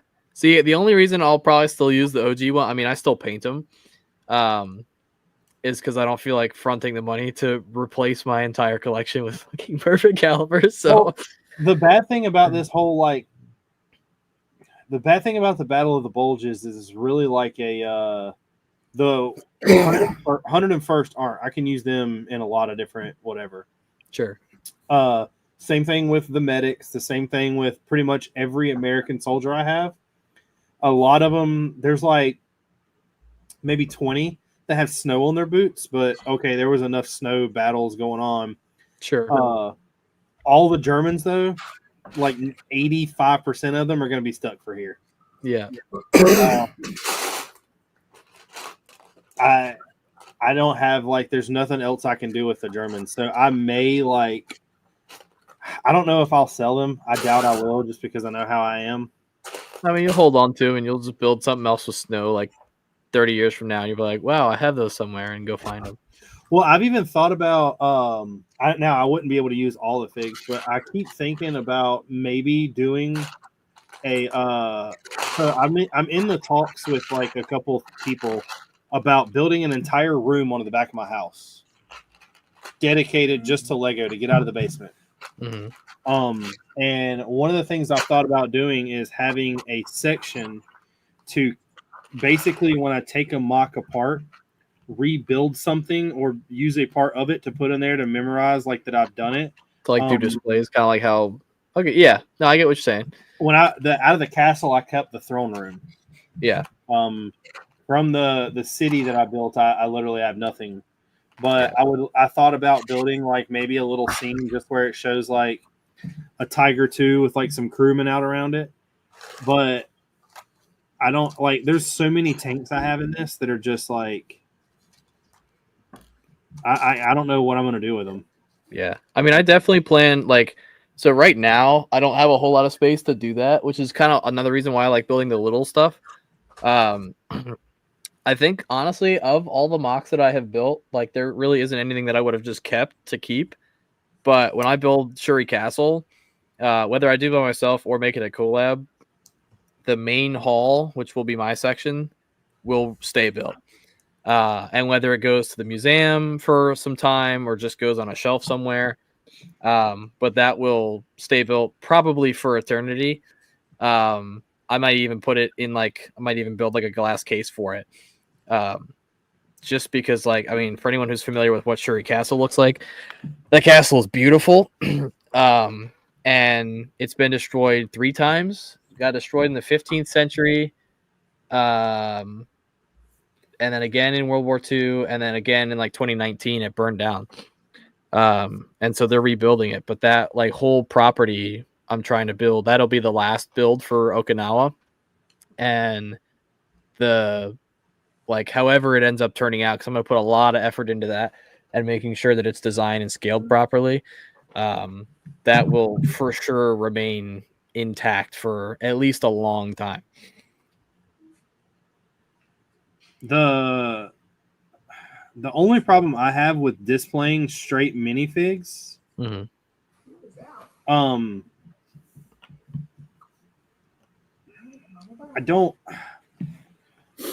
I love the ability to come into like if I walk into your house and see the Shuri Castle, I love to be able to see that. But the problem that I would hate for you and what I hate for myself is I don't mind dusting Lego. I really don't, like it's going to happen.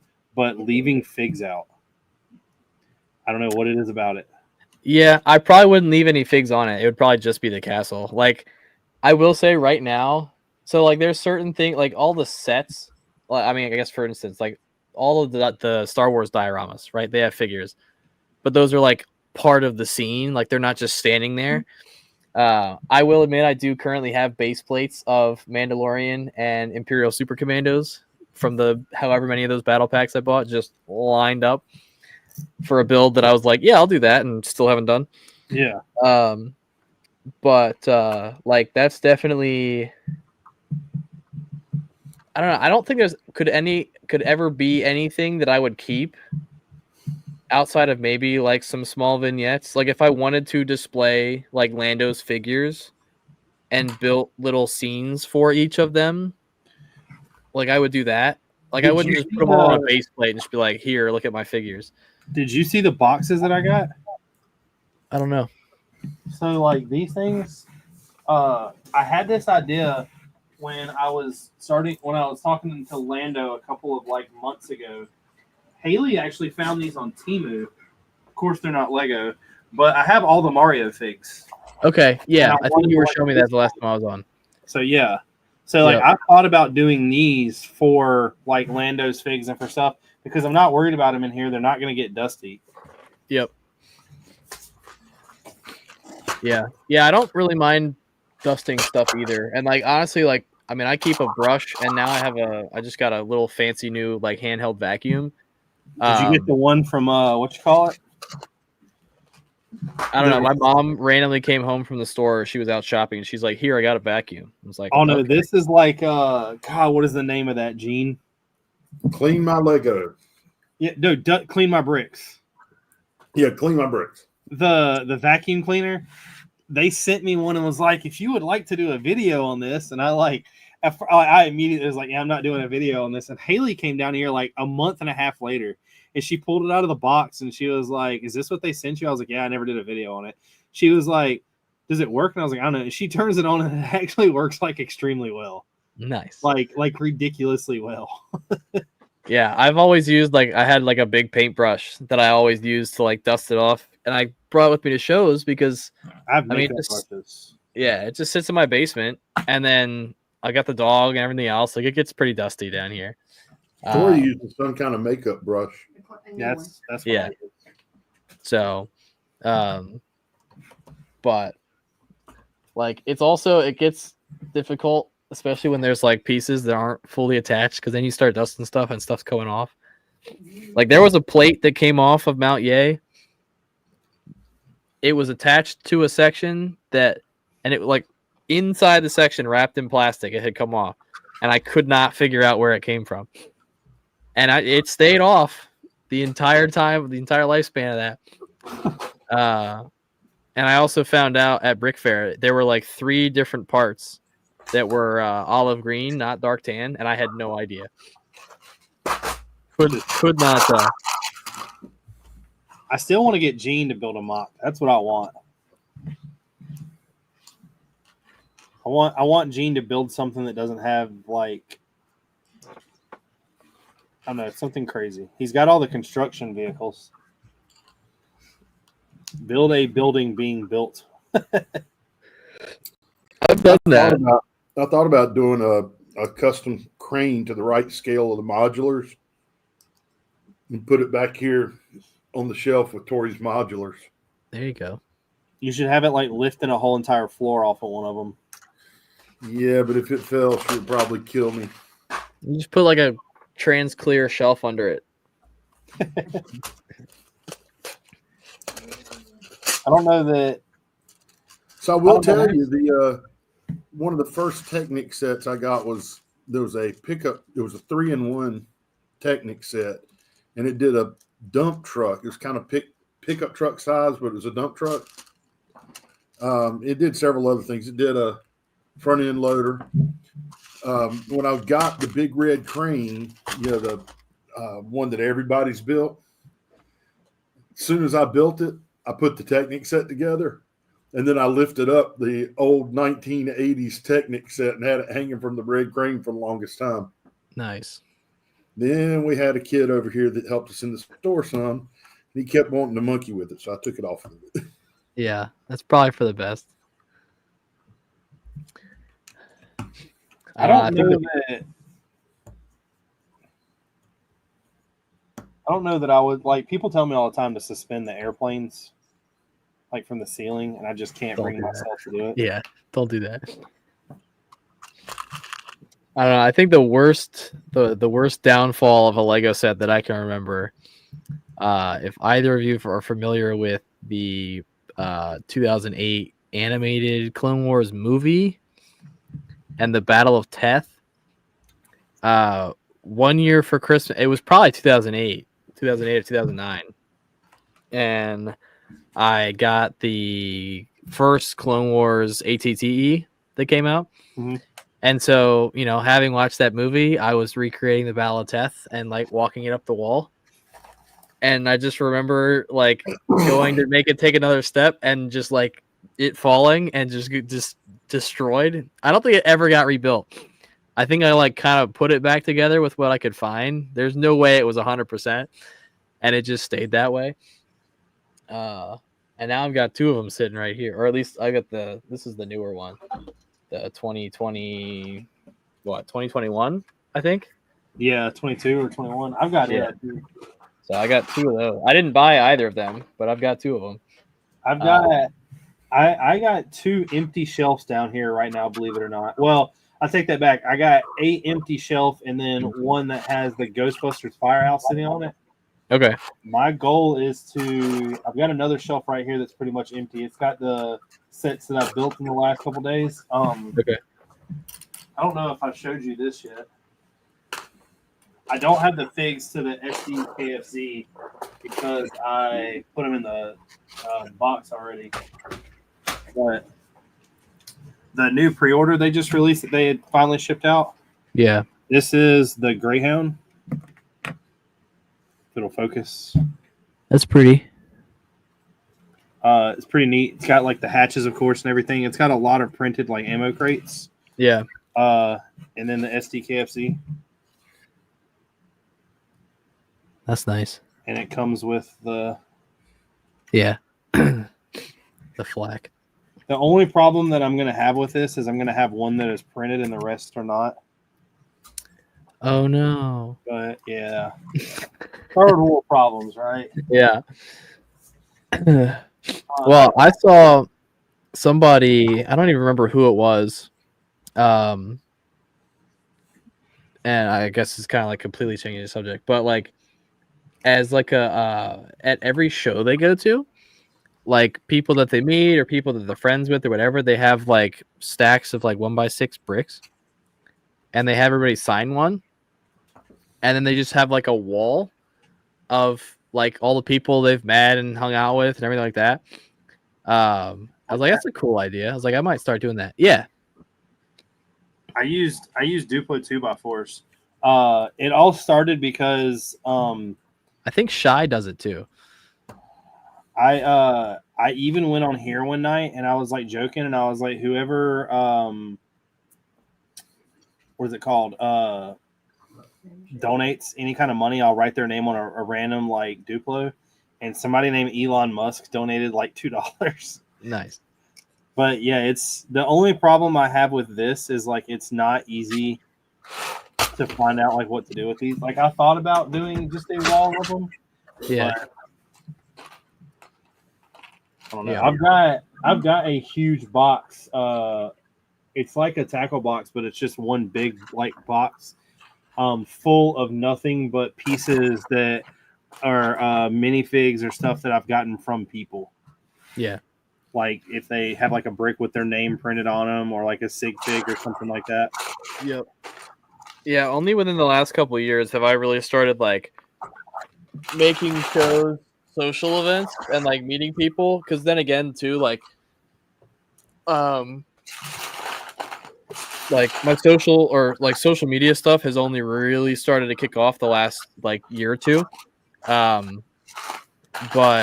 like that's definitely something that I think as I kind of go to more shows, like I want to start not necessarily like having keepsakes from them. So like I have a couple things I got from World War Brick. I've got a few from Chicago. But like even down here, like even like in a picture frame, right? You get like a picture frame, you replace the painted glass with that like the brick wall, and then you put the back on. Of just, you know, everybody who's ever, you know, whatevs. But I've often wanted to buy a one of the minifig cases that hold like maybe 30 minifigs, or like not one of the huge ones, but like a decent size one, and just put it back here on the shelf with all the sig figs and random bricks and stuff I've gotten from people. Yep. I should make a sig fig, really. I used to have one that I always had on the top of my brick badge, and then I stopped like putting figures on top because they always fall off. Yeah. And especially now with my North Korean general size badge. But that would be something, because I think I think the only sig fig right now I have is from Robert Rodriguez. But like I've got his, I've got mine technically. So maybe I'll start doing that. I'll start making a bunch of sig figs. I got a bunch it's just my logo printed on the torso. Okay. I see. I have one of your bricks with it on there. Yeah. The 1x1. Those are Orlando. Lando made those. Nice. I ordered like 500 from him, and I was like, I'm going to need so many of these. And I think I still have like 480 of them. Yeah. I'll say, I know I've got one. But Yeah, I think like it's weird because like of all the stuff, like random pieces and things that people leave on things, like I think I've got some stuff from Lando, I've got some stuff from Eclipse Graphics, I've got some stuff from BBG, like of all the random singularly printed elements from people. I think this year I might make it a point to just go and put a bunch of like the Harambe tiles from Lando on people's smocks. That would be funny. I've got so many of those. I do too. Like no one forget. Yeah. Yep.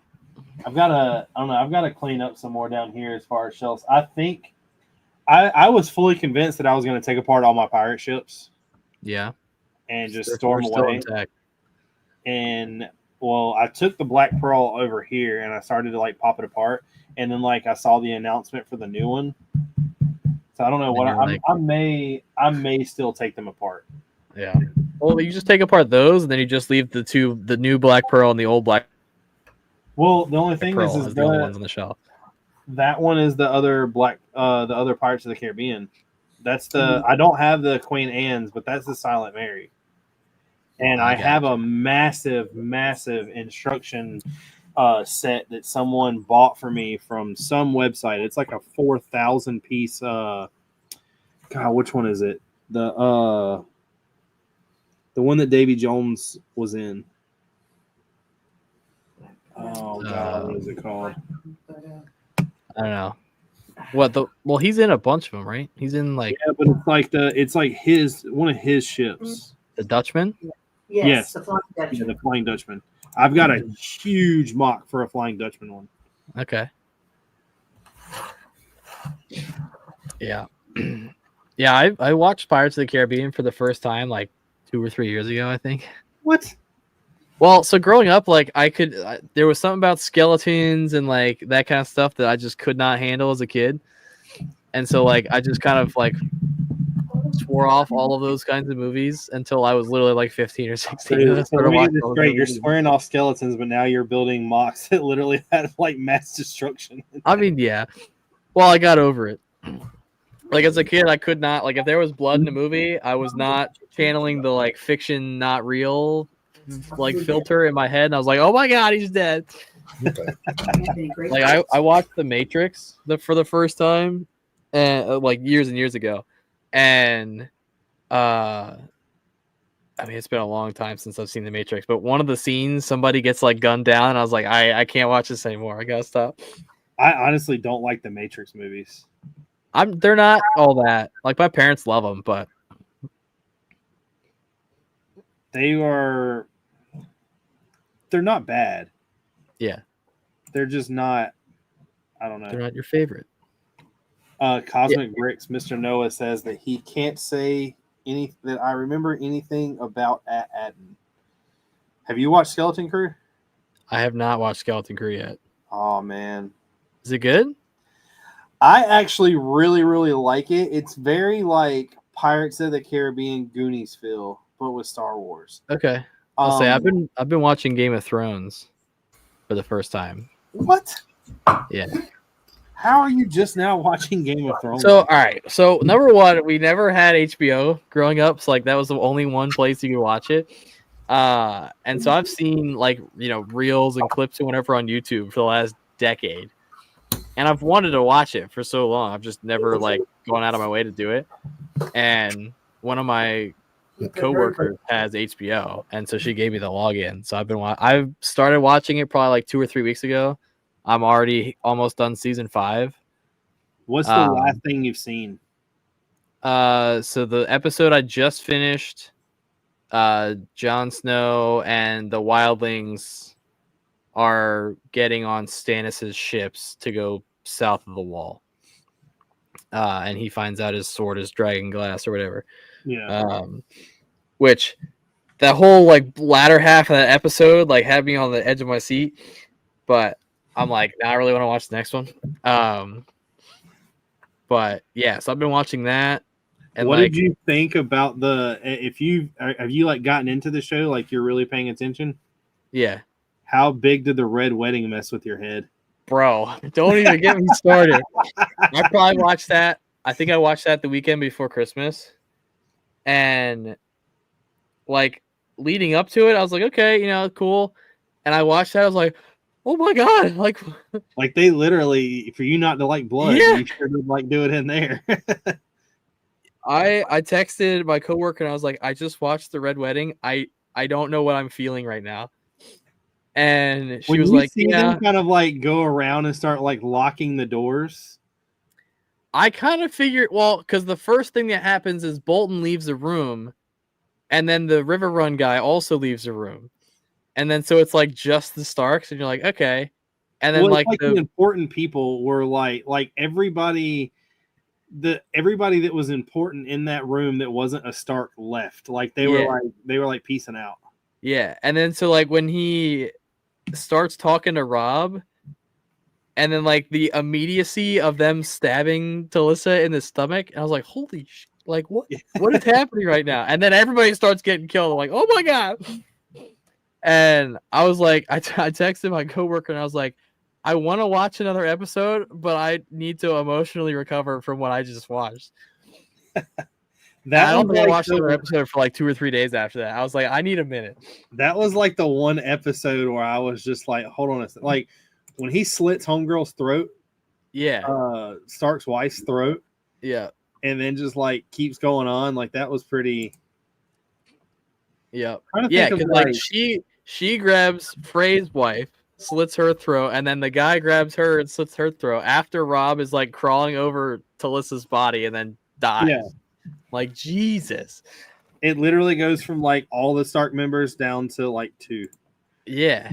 Well, and then like you don't even find out. So like I don't know if it was the episode I just watched, the one before it, that Sansa finds out that Bran and Recon are still alive. That Theon burned the farm boys. And so like now we got that, but I don't think nobody knows Arya's still alive. So are you said you're in season 5, you're not done with season 5? No, I have like 2 episodes left in season 5. The last episode in season 5 is gonna it's not gonna mess with your head like Red Wedding, but it's like you're literally just gonna watch 30 minutes of like a scene that you're just like, what the hell? Okay. Well, I'm glad you prepared me for that. Honestly, it'll probably be tomorrow. So, because you've seen the breaching of the wall,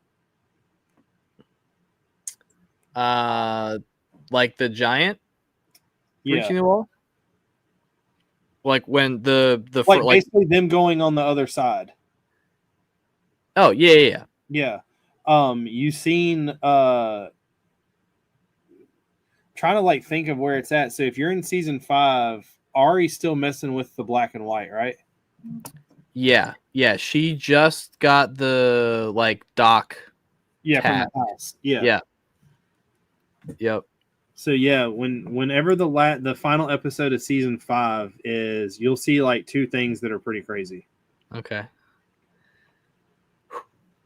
See now I'm on edge. But it's a fantastic. The last episode, is like the last like 20 minutes of the last episode is like, it's pretty crazy to know that that's the way they've like ended the story of season 5 or of of everything. Oh, of season 8. Yeah. Because so I watched like the first season when it came out, and then like 2 years later, the second season came out. So I rewatched the first one, then the second one. Then I watched the 1, 2, and 3, and then the 1, 2, 3, and 4, and then the 1, 2, 3, 4, 5. And then after I had watched it all, of course, like years go by, Haley had never seen it. So we sat down and we watched it again. And there's certain stuff I still kind of like pick up on, which is like kind of crazy.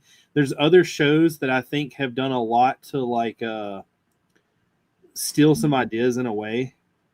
The whole my mind just went blank of their names, but the whole people that are in King's Landing, the like monk looking guys. Oh, the Faith. Yeah, that's a like that's straight like cult, like let's drink the Kool-Aid type people. Yeah, so they just like within the last episode or 2 that I've watched, they just were given like their power. And now Cersei and Marjorie and Loris are all imprisoned for stuff. So that's, I guess, the last. Yeah, so it was that, and then the wildlings all getting off, and then the army of the dead like breaching the wildlings like keep. Yeah, I really like the wildlings. Yeah, They're definitely like Wolfpack-esque Lego kids. for sure. I'm trying to think of what episode.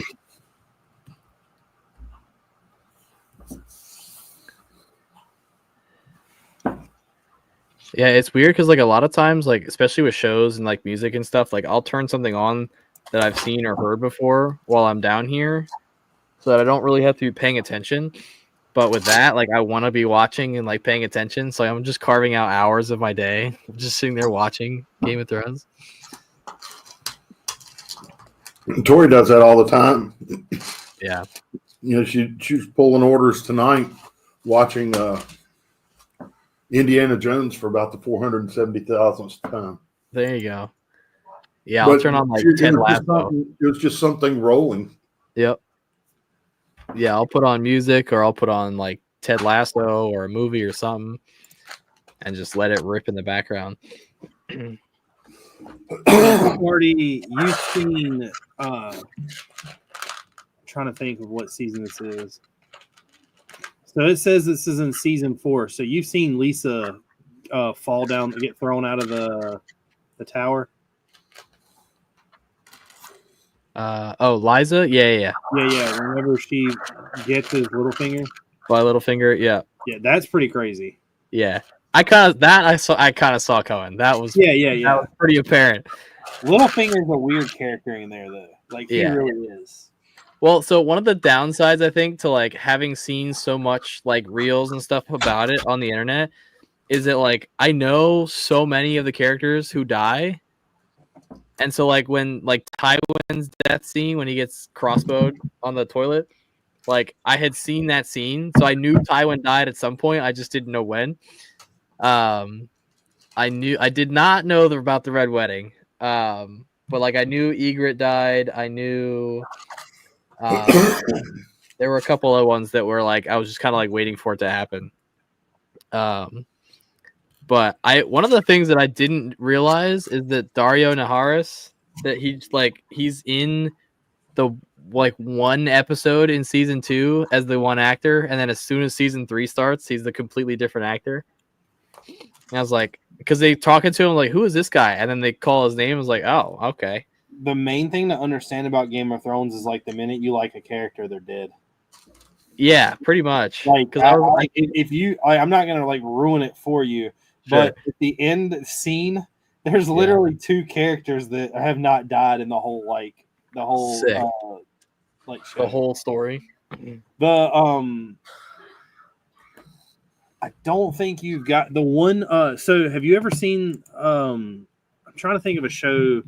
Did you ever watch Sons of Anarchy? I did not.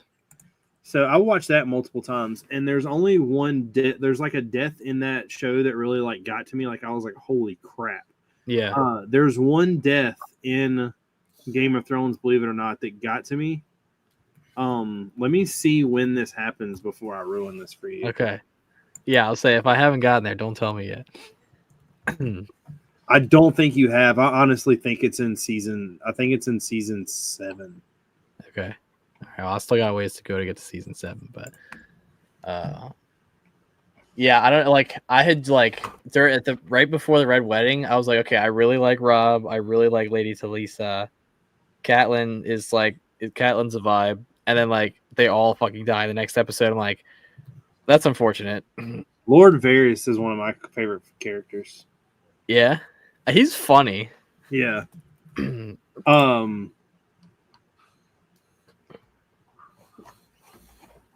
What season is this though?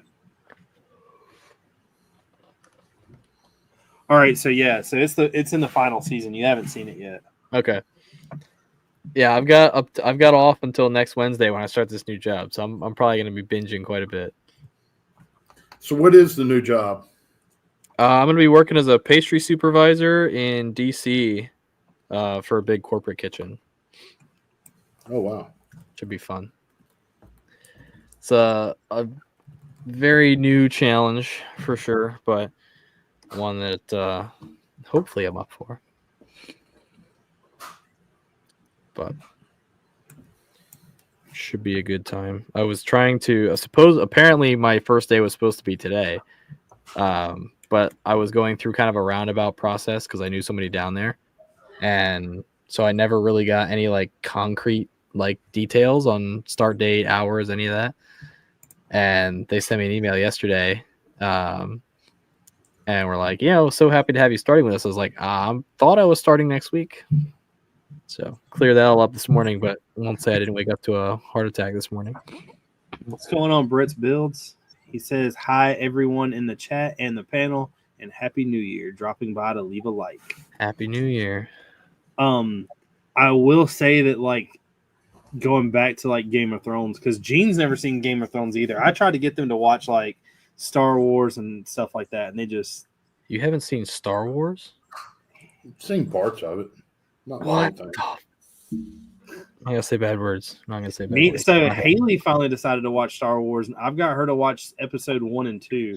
We just started episode 3 tonight, and we got to pretty much where they tell Anakin that he can't be a master.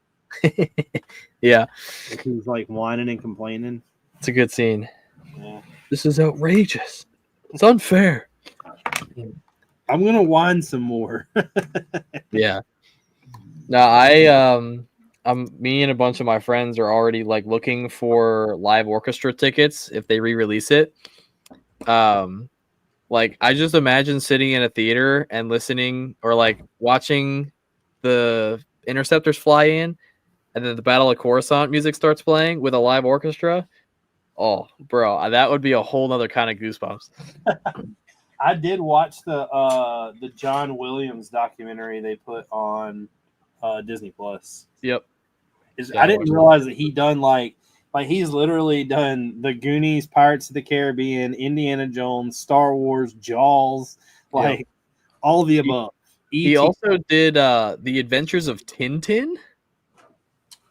That was like I don't even know what it's like a weird like that weird anime show thing, isn't it? Yeah, it's like the real animation version. And I watched it again for the first time in like 10 years, probably like last year. And I got to the end and scrolling through, it was like music by John Williams. I was like, oh, okay. Yeah, cool. I didn't even know. He's done a lot of crazy stuff. I know that. Indeed. He's the GOAT. What's the...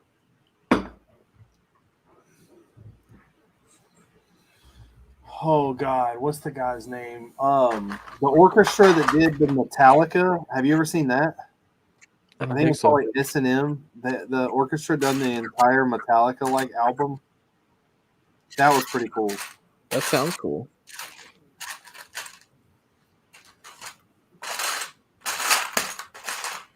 Gene, what have you even been building this week tonight? Cathedral of Notre Dame. I finished the Peter Pan.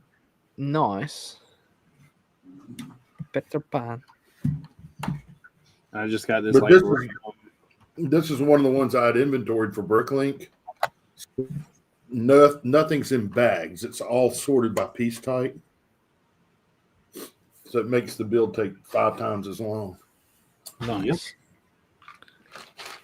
That's how it be going. I said that's how it be going. Yeah. But I got a bunch done. I mean, I actually wanted to build that one. That one looks really, really cool. But after it's done, I wouldn't know what to do with it. Oh, it's getting parted out. We were going to just part it out, and I was like, nah, I really want the experience of building it, and then we can part it out. I've literally got, let's see.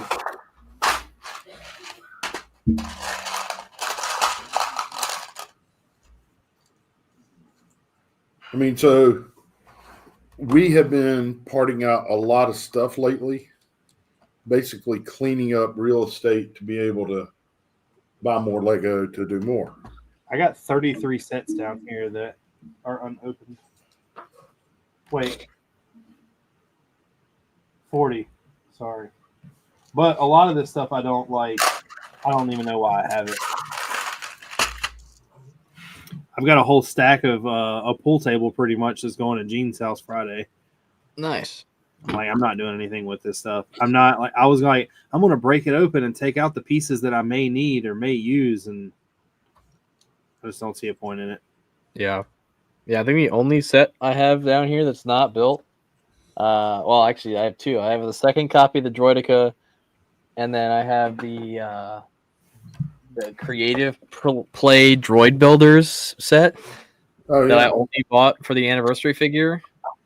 I found what bag the figure was in, opened it, built the figure, put everything else back in the bag, and put it back in the box, and haven't touched it since. But I don't know what I'll do. I'll probably just part it out. I'm not like I don't need that taking up display space.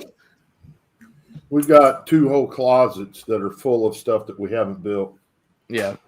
Things just went nuts with the store, and we ran out of time to build. So that's why, like tonight, Tori's like, she wanted to build. I'm like, sit right there and build. Mm-hmm. She works her butt off in the store all the time. She deserves the opportunity to sit down and build occasionally. There you go. But don't tell her I told you that, because I don't want to come off as the nice guy. I was like, I don't know. ruined my image. I've never gotten to the point where I've had a backlog. Like I did buy on A-Fold Day a couple years ago. I guess 2022. I bought Rivendell, or I guess 2023. Bought Rivendell, and left it in the shipping box in the living room because I was like, I'm not allowed to build this until I finish all of my mocks for Brick Fair. And then I finished all my mocks for Brick Fair. Went to Brick Fair. Came home and the first thing I did was spent like 12 hours Monday building Rivendell. I don't That's, have. that's one of my favorite builds ever. Oh, he's honestly of all the sets I have, I mean, it's not a hard, like, it's not a contest considering every other set down here is gray because it's all Star Wars. But it is one of the most beautiful Lego sets I think I have ever seen. Yeah. Everything I've got back here is just like nonsense. Like I've got like every Jurassic Park set that I ever see on clearance just for the dinosaurs. I've gotten every Harry Potter set that I see that's been on clearance that's worth like buying. Yep. Most of the others, I mean, everything else down here. There's only one set down here that I actually like went out of my way to buy, and that was the Coruscant gunship. Yeah. Yep, I got one of those down here too. I want to do the recolor of it, or build the second one and do it in the recolor. But like my brother got me the buildable C-3PO for Christmas. That was the only Lego I got for Christmas. Mm-hmm. So I've got that next to the R2 now, next to the Venator, next to the gunship, next to both ATTEs, next to 4 base plates of clones, and then all the like midi scale ships and random stuff. But like I'm not gonna lie though, I think the last time I bought Lego, I ordered all of the like August and October Star Wars sets, and I ordered this.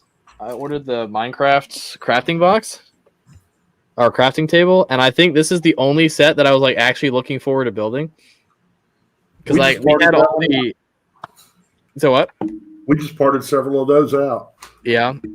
Like we had all the original micro scale ones, like the initial Minecraft wave way back in the day.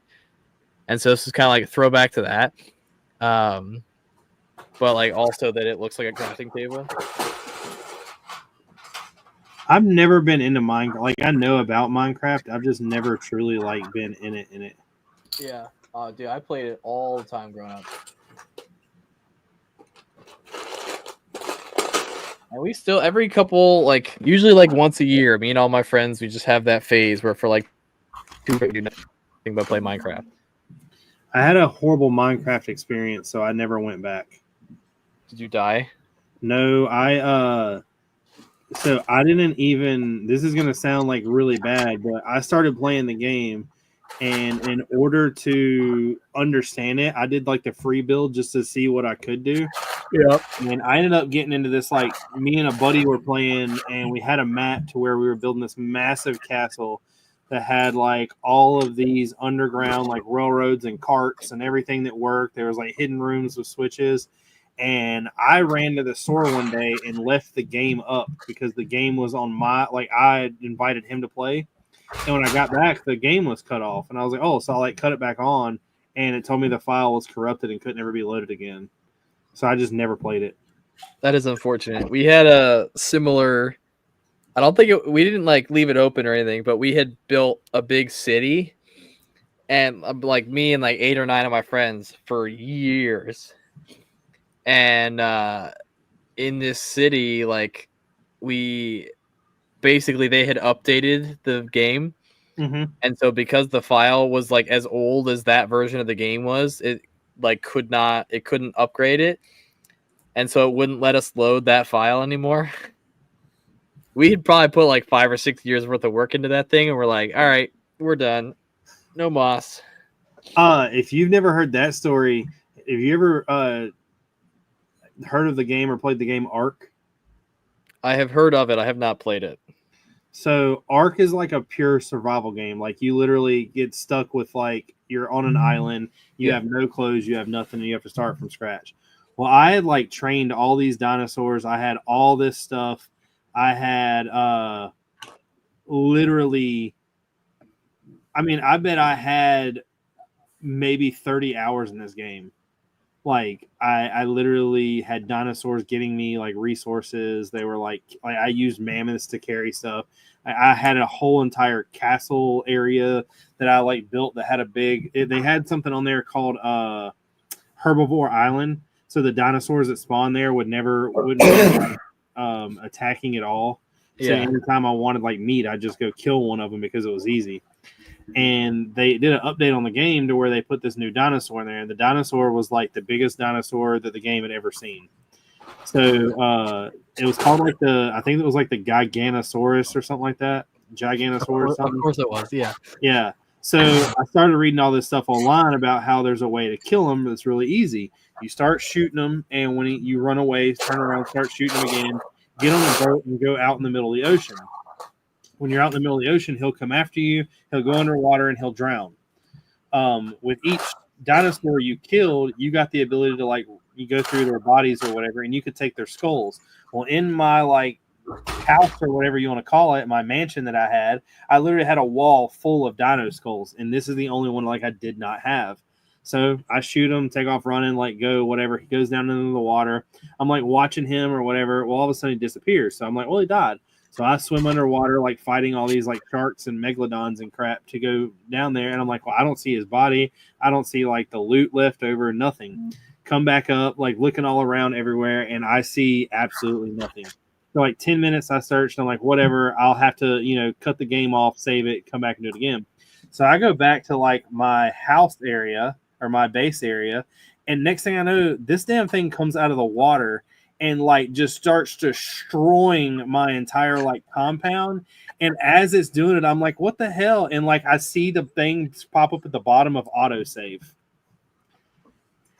And I was like, oh, you are shitting me. And I had no file. Like it literally like covered the file that I had. So everything was destroyed. I cut the game off, uninstalled it, and I've never played it again.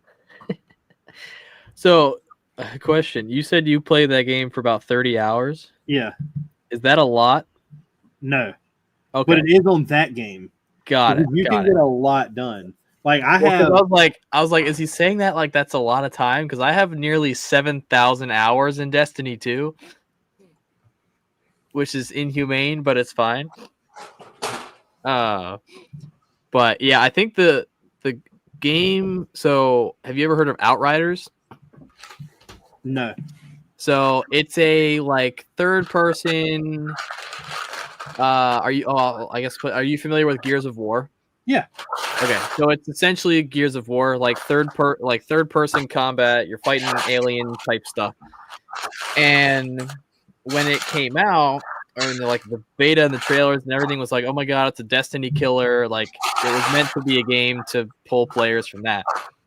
And so most of us went over and tried it, but the servers were so bad on release that they literally like the first week there was about a 50-50 chance that you would log in and your character would be gone.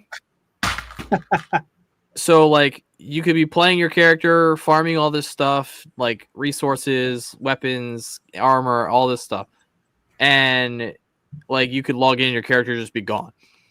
So we keep playing, but like the servers, we would literally like you would log in, your friends would join you, you'd go to start a mission, and they would both get kicked like every single time because their servers just could not handle it.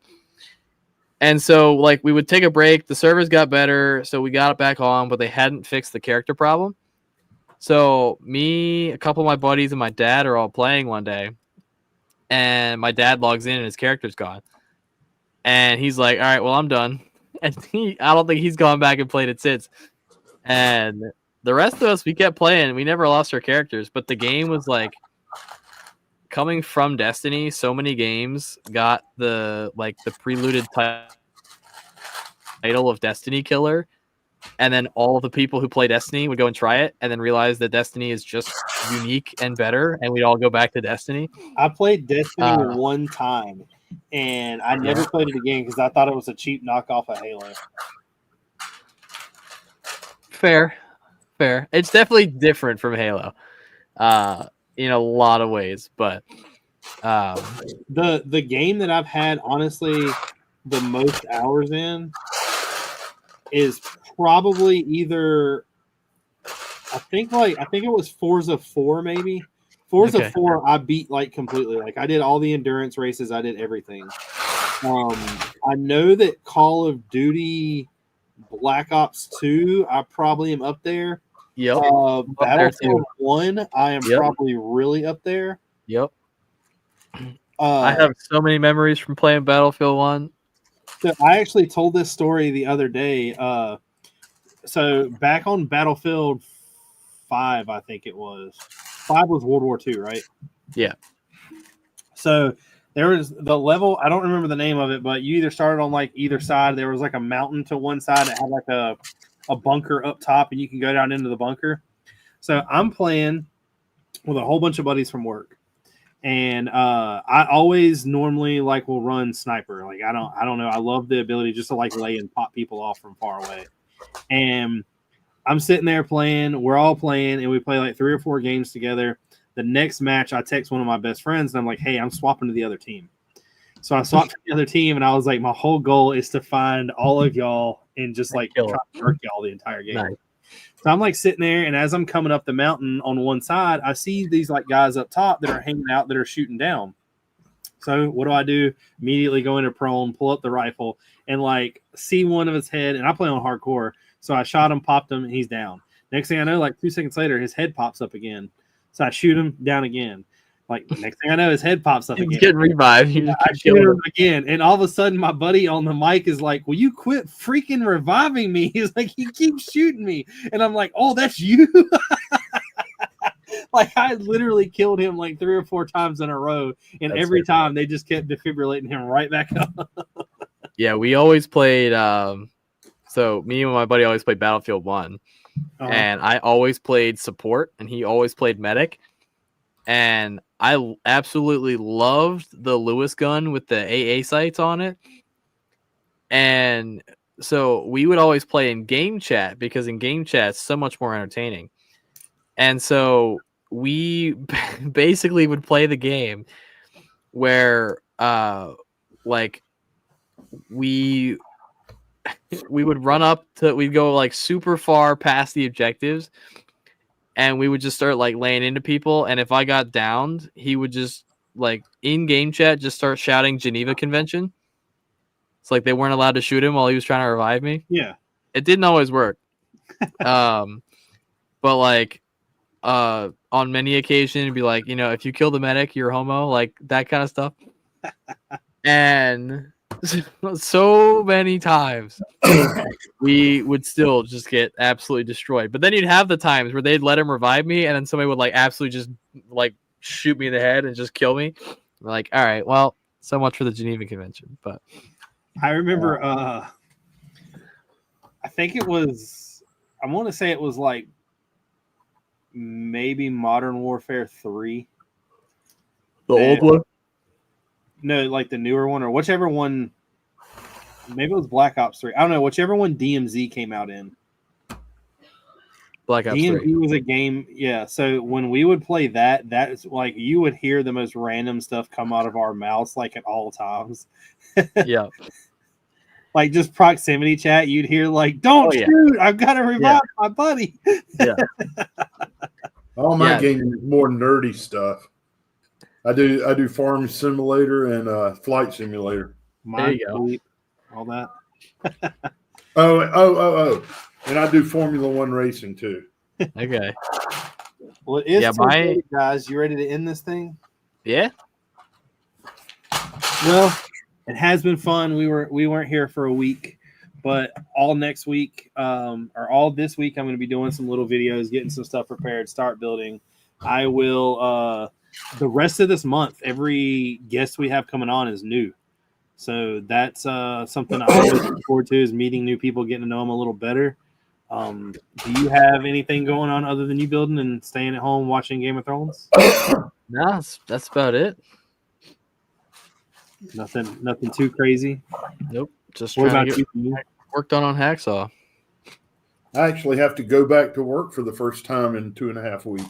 Ew. So I will tell you, Kaden, that Haley goes to her dad's on Thursdays, and it's normally when I come down here and try to build. We can always throw up this on like random whatever, and just like while we're building, like you were saying, video chat. I might be down for that because I normally build here and then take it over, like each modular section over to the table. Yeah.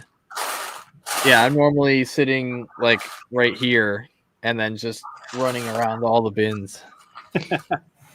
But I did get the new intro up. I have not done a new outro yet because we did not have any people kind of in there like I needed it to be. And honestly, I didn't even really video anything for it yet because I saw that the people wasn't there, blah, blah, blah. But we're going to hit you with the new outro next week. But I would like to thank everybody for stopping by. We'll be back next week, like I said, with a new guest. Hopefully Drew will find out what is going on with his internet situation. But thanks for watching.